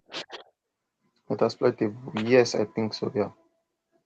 Yes, it's an intentionally left vulnerable machine, right, for testing and educational purposes, right? So what I would have done is just, also spin it up to be running to have an active IP within my local IP address here. So it could probably have been maybe 192.168.0.1 or .2. That would have been my what's it called? That would have been my Metasploit IP address, right? And that way I would have been able to scan and then you would have seen, results here. But again, just so you understand and you can also follow through with it, you can do the same, get can work with any IP address really that you want to work with. Uh, it's as long as you keep it within the just keep it within the education context or the educational range.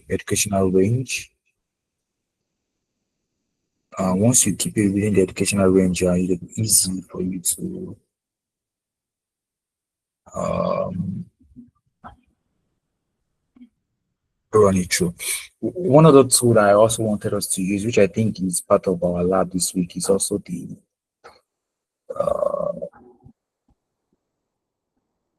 the Wireshark.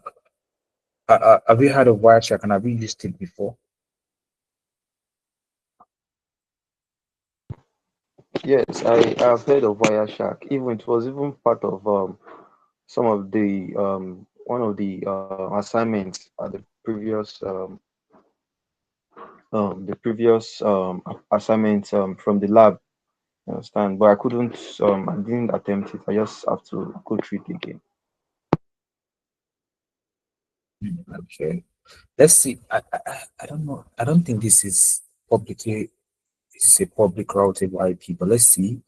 10.10.10.0 to okay, let's see 10.10.10.255. I doubt this is not uh it's not publicly routable, so you might not really care. Let's see. So the idea it's already scanning aggressively for these. Um let's just wait and see what happens. Okay, so it's done. So apparently, so it gave me a statistic report. Let me bring it here. So look at the statistic report it gave me here. It's saying this was a scan time, the average time per second per host, and from the host that I asked it to detect, just one host is alive, right? So which makes sense. Again, Mr. Chizoba, easily I could have said let's work on this with other IP address, but I always like to keep it, within the education frame. Let's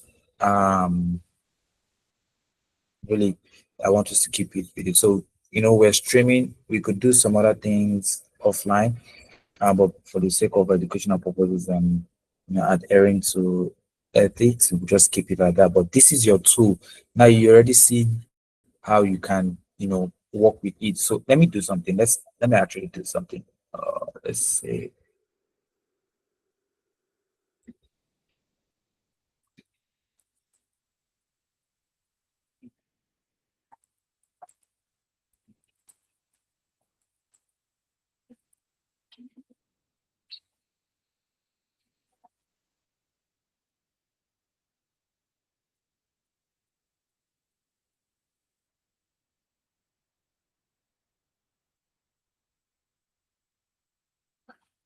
Okay, but so far, Mr. Chizoba, you followed through and everything made sense, right? Yes, yes, of course, of course. I would even appreciate if you even Okay. attempt one of the question in this lab guide, so that it will give me a foresight of what to expect. Yeah, yes, that's what we are doing now. No, no, this is not what I want. See, no, no, no. Um,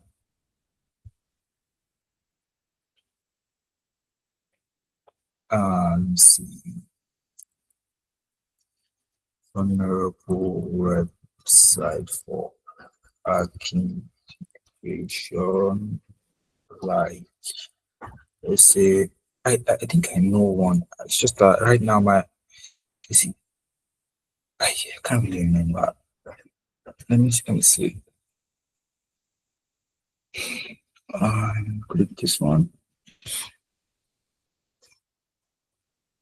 So the other website was giving yes. So this is what I'm looking for. I'm looking for this BWA.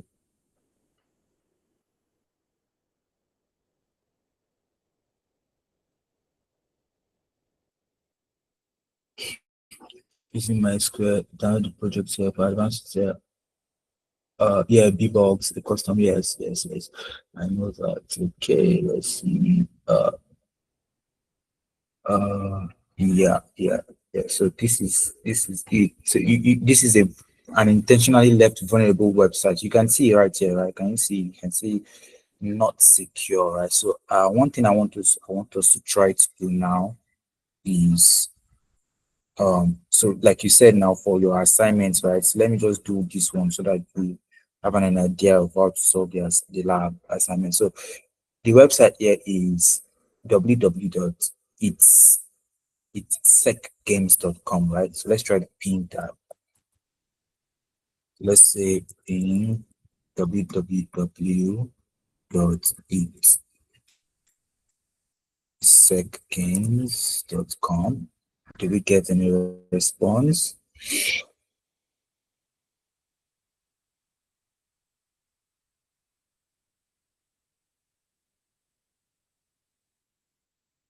Okay, let's say let's remove the www dot. Let's just say ping.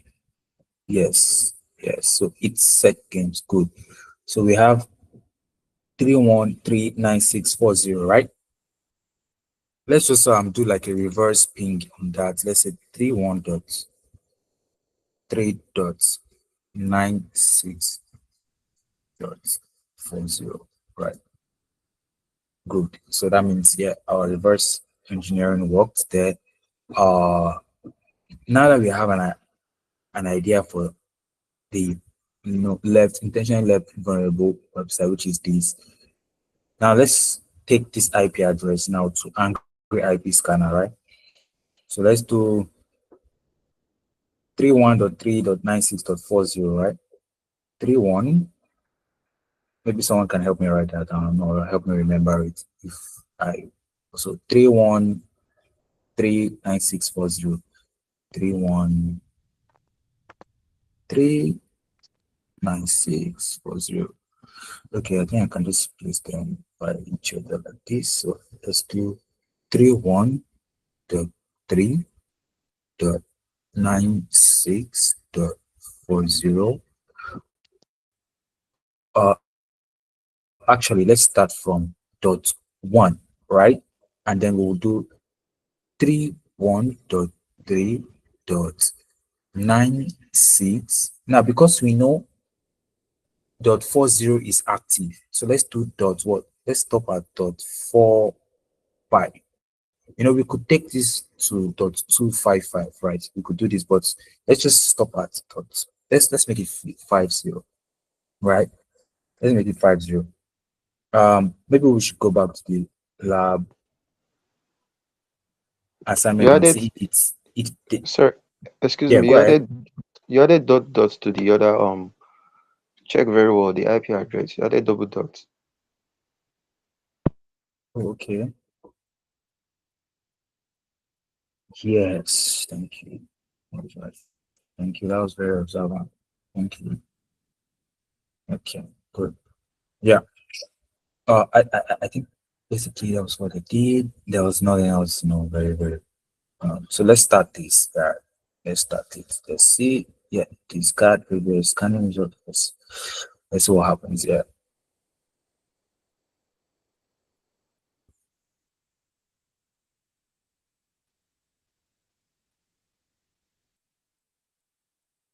Can you see something here? Very interesting, right? Okay. Can you see another one here? Very interesting. Now, okay. So the scan is done, right? Let me bring it here so you can see. Now look, the scan is done. Scanning completed. Total time. The IP range, right? It scanned for 50 hosts. That makes sense because we said scan from dot 1 to dot 50 with 5 hosts alive. That makes sense, right? And how many ports opened? With 3 ports opened, right? So now let's look at the Angus Scanners platform itself. You see, this makes sense because this is actually what we figured out from our ping scan, right? So this actually makes sense that this is host is alive. But one other host that we did not know that is alive was .41. We didn't get any information on that, right? Which other one? There was one else, yes, right here, right. Now let's look at the ports for this. Now this makes sense that it is just port 80 because on its website, which is the web page, right, what we can only see is not secure. So that means it's not running port 443, which is the HTTPS version of, or the secured version of HTTP. I don't know if what I'm doing is clear to us, Mr. Chizoba.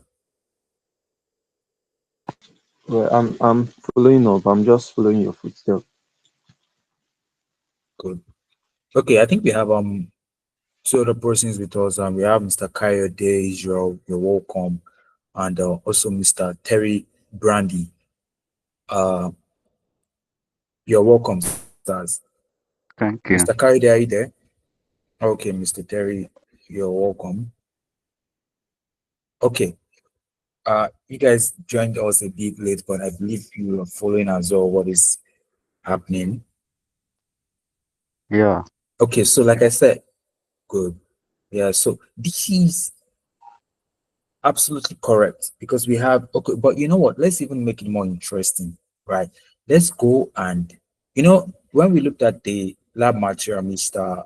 Chizoba, we saw OS, we saw service enumeration and service scanning and enumeration. We also saw banner grabbing. We also saw OS fingerprinting, that's operating system fingerprinting. Let's make it a bit more interesting now. We'll make it a bit more interesting shortly with the Zen map that I already downloaded.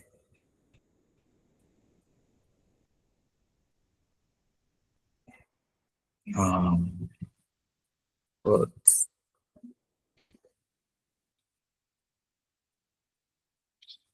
so still we're still gonna maintain these same posts, right? We'll maintain the same posts that we're scanning for. So I will just power up Zen map here. So like I said, it's very important that you sometimes these tools you can actually correlate their findings. Do you understand? To make sure that, oh, what I'm getting is actually the real thing. Okay, Mr. Kayode, got you. Got you.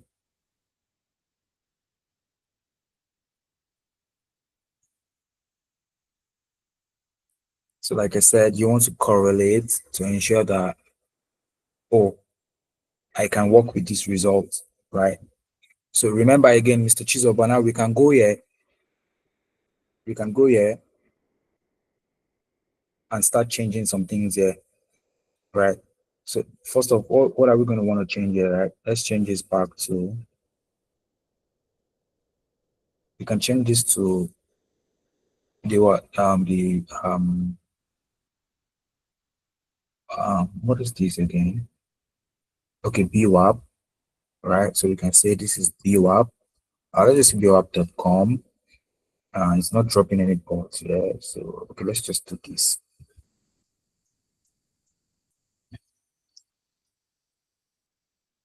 So we say view app, right? And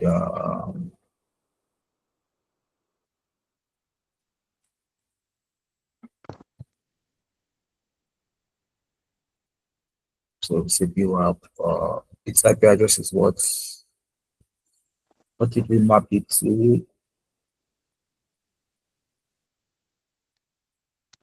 Could you our Zen map is already up, right? Our Zen map is up already. Let me just bring it here, but just 1 second before we start interacting with that one.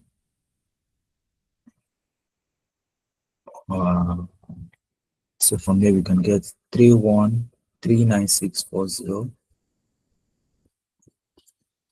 3139640, right? Yeah, and you can say okay, good. So let's come to our Zen map now. Uh, so our target, right? Again, this is the Zen map interface, right? Just like we saw for the Angry IP scanner, right? Our target is the IP address, right? So again, once I input some details here, you will see how everything works, right? But one section I want you to know, very important, is this command section, right?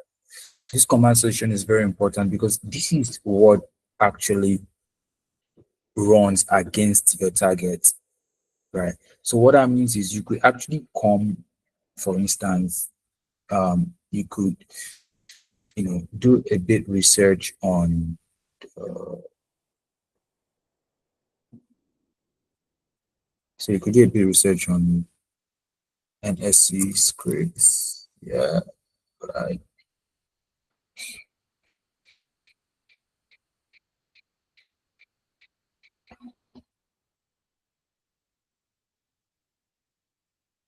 Yeah, so you can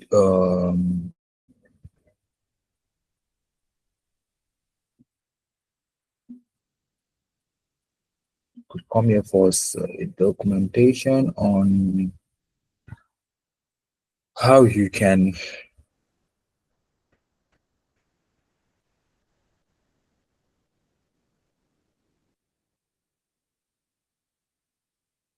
It is not giving exactly what I wanted, but let me try.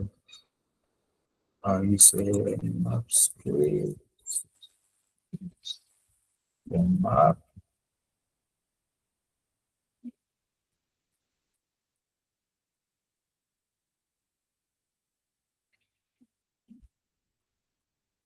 Uh, yeah. So I'm trying to give you or make it easy for you so that I can ask you to, let's see, Zen map scripts for scanning.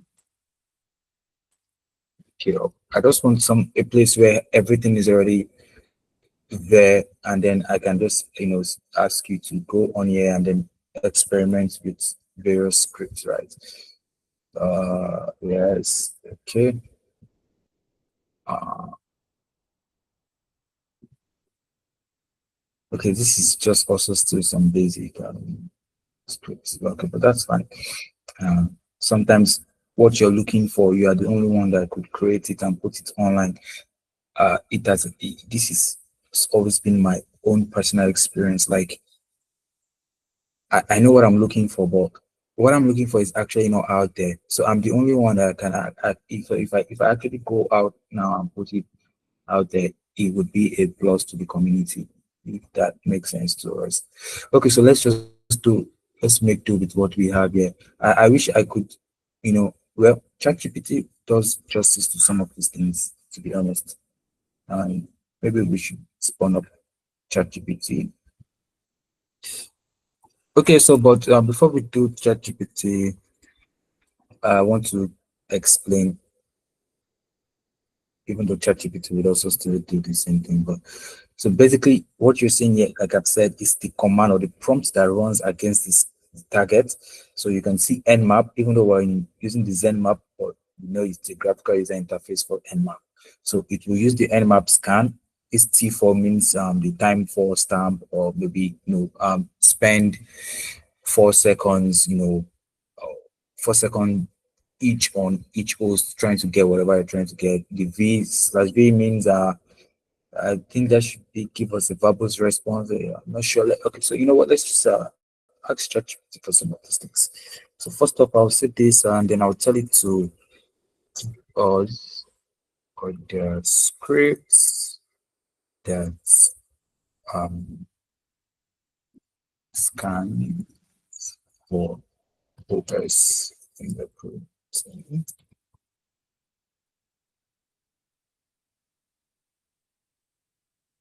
Okay, so it has given us some other scripts that we can use. So now back to Zenmap. So what are we going to include in our target scan, right? So our target scan now would look like this: 30.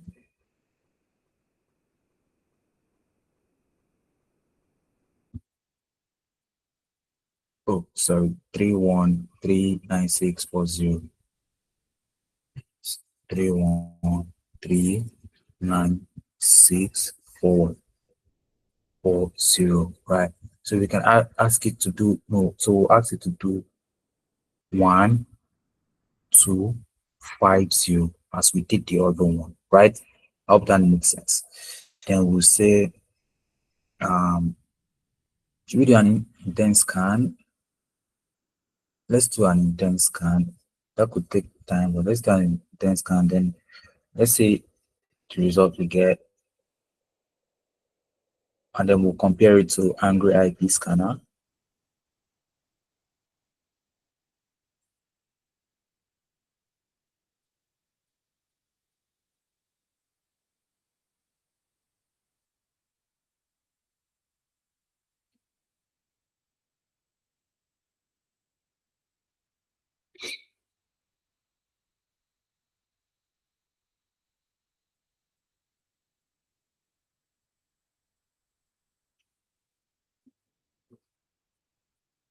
Okay.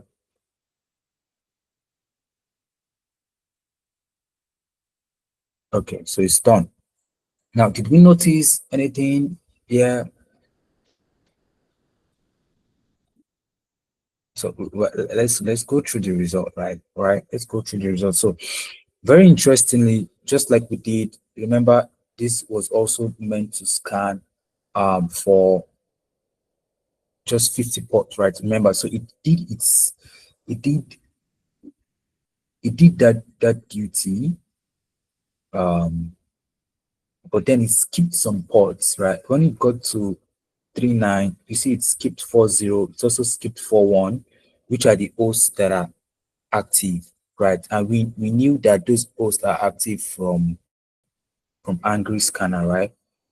So, but then we know the rest are down. We know 39 is down, 38 is down. You can see it right here. Host down, right? Let's go, let's continue with this. Now it then continued the scan to discover some open ports. And it discovered those open ports in where discovered in dot 41. Dot 41 is it correct? Yes, you can see it right here, right? Dot 19, it's also got some dot 9, that's correct. You can see it here as well, right? Um, I mean, all the ports that we got open were 4119, 4119, 4119, 14, 4119, and so on. So that makes sense. So that means Angry Scanner also did a good job, right, for us. Now, let's look at the ports that we discovered were open. Now, you can see, remember, I said this earlier, Mr. Chisoba, if you remember, I said 3 things you want to look out for: port number, port state, and the port service, right? So let's take a look at something here. You can see port 87 right here is opened. I mean, everything you can see it's on open port states here. So we have 87, we have 587, we have 993, 110, 21, 80, 995. We also have 443. because remember we saw here that 443 is part of the open ports. You can see 80 and 443 for what for the one host. So if we look at 443 here, it makes sense because it's on the host for the one that we have that open. So that's correct, right?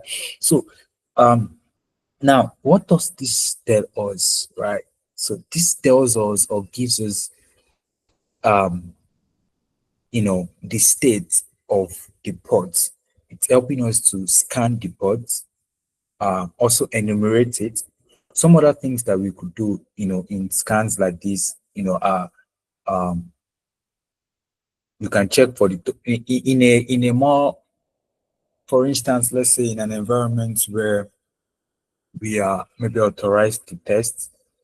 Sometimes you would get to see some very interesting information in some of these others. I mean, some other sections like this. Let's do something. Um,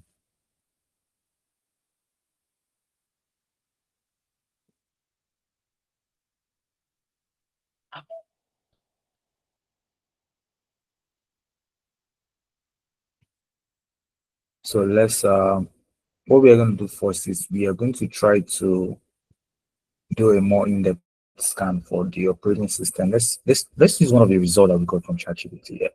So let's say uh okay, this is focused on the operating system and the version. So let's copy this and then we would paste it just right here.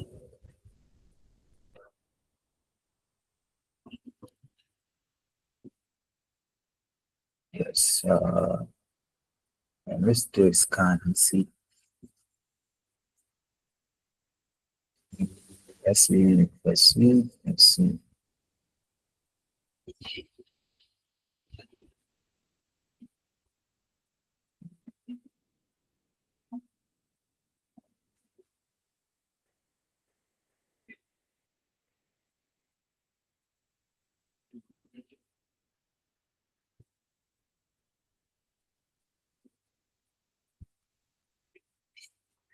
Okay.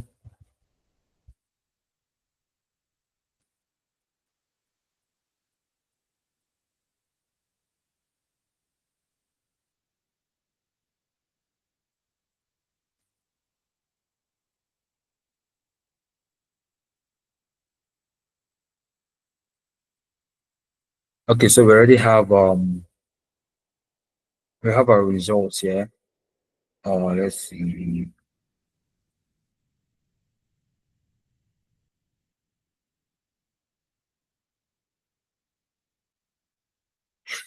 Okay, let's quit with the range. Let's just ask it to scan on 14. Just doing this. Good. Yes, let's see what happens there.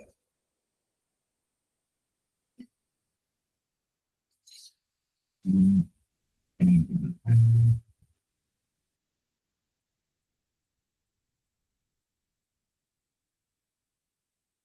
So it's initiating its service scan. Let's see.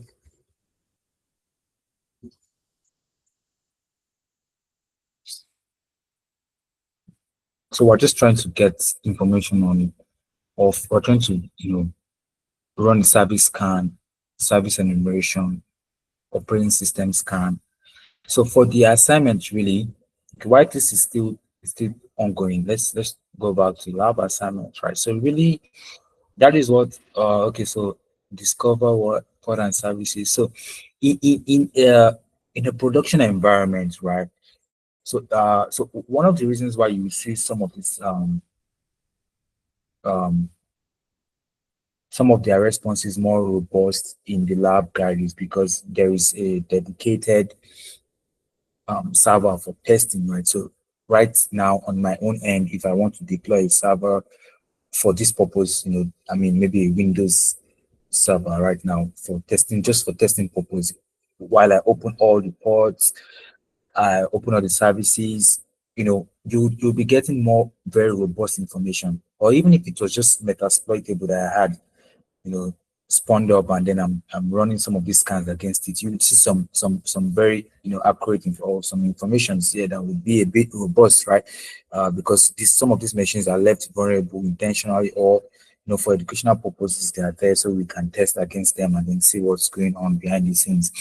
But for in an environment like in an actual production environment, they also take, or they try to be one step ahead of the attacker by ensuring that some of this information are not disclosed, so that no one uses it, to, for instance, if we get a response now from here, let's see, um probably still trying to run some things, and let's see, I add this conclusive scan.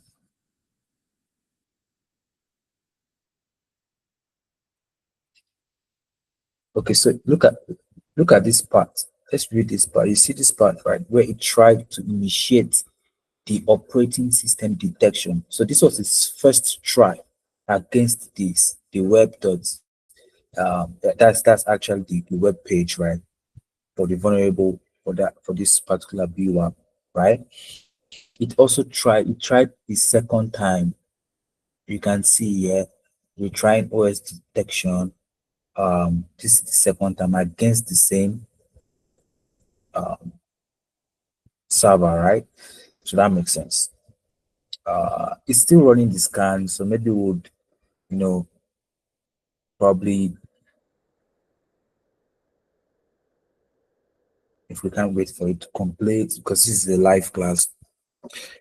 Uh, from what you've seen, I believe you've gotten some experience, with how these scans will work. I'll keep that running behind while I, just like I said. So with what I've done, I will expect you to either choose to continue your assignment with the um, buggy web application, or you can, like I said, Mr. Chizoba, I always like you to, you know, um, brainstorm and explore. So there are still some other vulnerable, like for instance, Act This Site. I know Act This Site is also one of the vulnerable websites that are out there that you can use for testing. So yes, exploring around these, just playing around it could actually help you to understand, better. And because of time, really, I enjoy doing some of these techniques and could stay here for the next 5, 6 hours just trying, for us to break something. But you know, uh, we all have to, get back to our respective duties for the day. So uh, I think we're gradually coming to an end. But with what I've done so far, I expect your lab assignment to follow suit. Some of these tools, if you need to download them on your beer, system, you can go ahead and do the same thing like I did for ZenMap. Okay, so you can see um, one for ZenMap right here, right? 10.10.10.16, that was its IP address, but you will get a slightly different result because, like I said, this is an intentionally created internal, or within a controlled environment, server that helps you to test, or just for educational purposes, you understand how things go, right? Yes. So this is Nmap ST and V. Okay, that's more like a stealth scan. Let me see. Okay, so I think we have some results completed here. So let's start from the top. Now, good. Mr. Chizoba, are you there with us?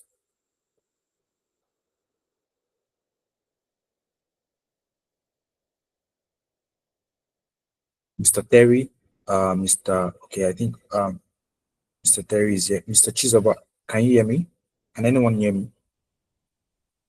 Yeah, I can hear you. Okay. Okay.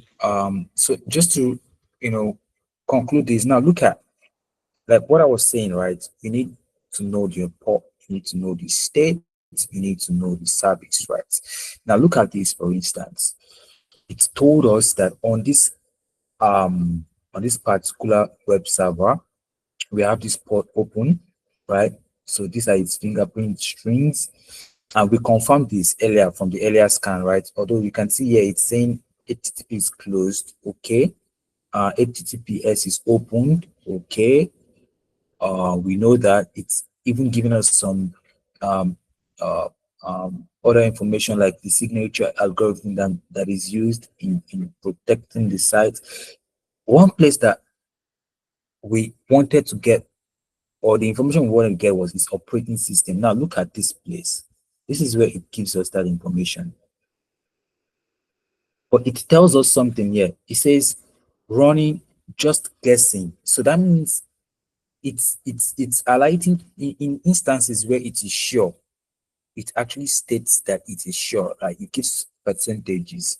Okay, good. For instance, you can see its percentage here is 86. So I think that even goes beyond being sure. I think the actual, device type that is running behind the scenes are this system. So you can see it's telling you Linux 4 dots. It's not giving the exact version. You can also see a Google Android 10.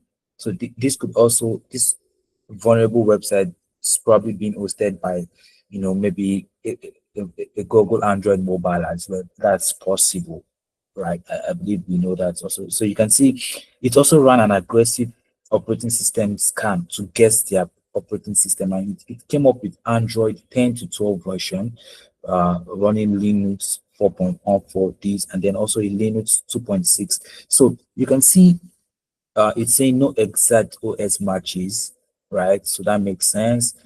For the network distance, it says 17 ops. So Mr.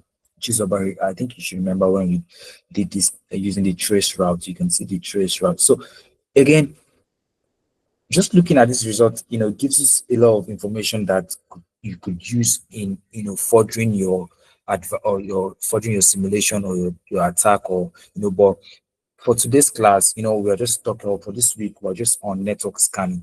So the subsequent classes, we'll also be discussing when you get information like this, what do we do next with it? Some of those types of things. So very interestingly, here we are now seeing some of the hosts that it's giving us, right? I was looking for something like this previously. So this is here you can see, you can look at what is showing on the operating systems tab. You can see it's a symbol like Linux. So it's telling us that this 31.3.96.19 is likely a Linux operating system. So let's go back to Angry Scanner. Do we have .19 up and running? Yes. So it's telling us that this one here that we can see is likely, or it's what? It's a Linux system. So that identifies, or that makes sense of that, right? And like I said, now you can see a topology now, it's now in the picture. Um, Very similar to what I was drawing, I know, but not exactly. But you can see the topology, right? So you can expand these, make sense of it, even get some more juicy information from what you see here. So some of these things that are what I will want to see in your lab assignment. A- Again, you're just getting this knowledge. Trust me, with experience, right, with your daily use or your daily interaction or daily activity, you will discover more things. Like for myself, just looking at these, there are already things that I could start depicting from what is happening, right? But you know, just to keep the class one step at a time and steady. Of course, you always know wins the race. We'll just keep, studying more and more. But I can assure you, with your own personal time that you invest in researching and even going further, you would find some of these things very, very, juicy and interesting. So that let me stop there for your lab assignment. Uh, so for your lab assignment, you still have some things to do, like going on Port Swigger to actually, perform uh, um, a test. So this is like a topology as well, right? For your Portugal lab, you're asked to do something. Actually, interestingly, here you already have the scan, you know, script for you, right? You already have the scan script for you given. And then some of these labs here would help you to, or would simulate some other things better that would put what we've learned into application, right? Okay. Then one final tool that I want to introduce, just an introduction to it, right? Maybe not today, but maybe subsequent classes we would use it to do things like capture the flag challenges, just some things that will just get us to crack our head a bit. But for today's, I just want to introduce you to Wireshark, right? Because it's part of some things you see on the lab. So when you see it, you wouldn't be seeing it for the first time, and then you can always bring your question to me offline. So one thing you want to look out for here is, first off, you see I'm not connected over Wi-Fi, so you will see I'm connected over LAN. So you would only get, network traveling from, or you get this network like an heartbeat rate, because it's catching or it's having signals from this. So I will just double click on it because that's where I want to start capturing network. And immediately I do that, you can see a lot of things are already popping up. I'll stop it. I'll stop it because it will keep on getting or gathering a lot of information. Now with that, I can explain some things that you see right here. Um, you see the number, time, source, destination, all these panes, right? This, when I say pane, I mean PANE, right? So they are detailed pane. So this particular pane tells you the number of packet that has been captured. So far, before I stopped it, it captured 2,153 packets. It's time. Then the source. This apparently looks like my own system, which is the source IP address. So this looks like my own system, 192.168.0.100. Someone might ask, Mr. Awa, how do you know that's your system? But I can check for it, right? I can check for it by saying IP config, sorry, yes, and then just right here, I can see my local IPv4 address is 192.168.0.100. So that makes sense that this, where this traffic is originating from, which is the source, is my system. So that makes sense. And its destination, which I don't know yet, is this. So again, further forensics or further, intelligence gathering could reveal to me where this destination is. Now, other things that are interesting here is you also have the frame section or the frame pane where you can get some other juicy informations like the protocol, what it's captured in the packet and things like that, right? But for your information, this will only be specific. This pane right here or this section right here will only be specific to the packet you select. So for instance, if I select packet, let me select packet 11111 So you notice that this frame number right here will change once I click on that. Now you see that this changed. So this would now give me information that is specific to that packet, which is this particular frame right here, right? So it will give me information that is specific to that, where it originated from, it's the protocol that is used, the source, some other things that of course would be useful for either forensics or for intelligence gathering. But like I said, this is just an intro, me introducing this to you. I can assure you that with subsequent modules in our training or in our learning, we would still have to come back, or we'll definitely come back to Wireshark to do one or two things with it. So with that being said, let me see what else. Your written assignment, I think, okay, just requires you to first of all complete your lab assignments, because from there you will get the answers to your written assignments. I think that then concludes here we spent roughly 45 minutes past our time, but that's fine. So that concludes today's live session. Remember your key phrase word is SNMP. Use that to access your practice exam. Okay. So with that being said, any questions from the class? Mr. Chizoba, do you have any question?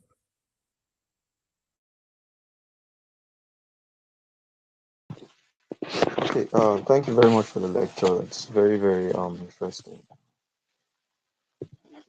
For now, I don't really have a question. I will still go back to the You're videos and welcome, watch sir. everything after Okay. as much as possible.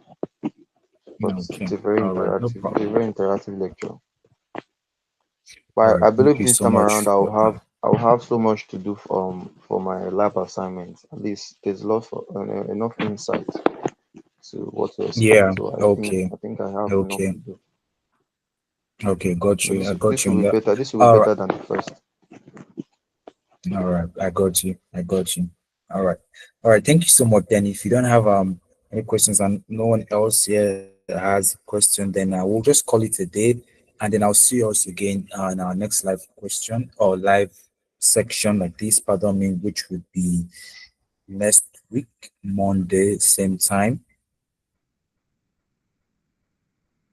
Okay, I'm just going to stop the streaming and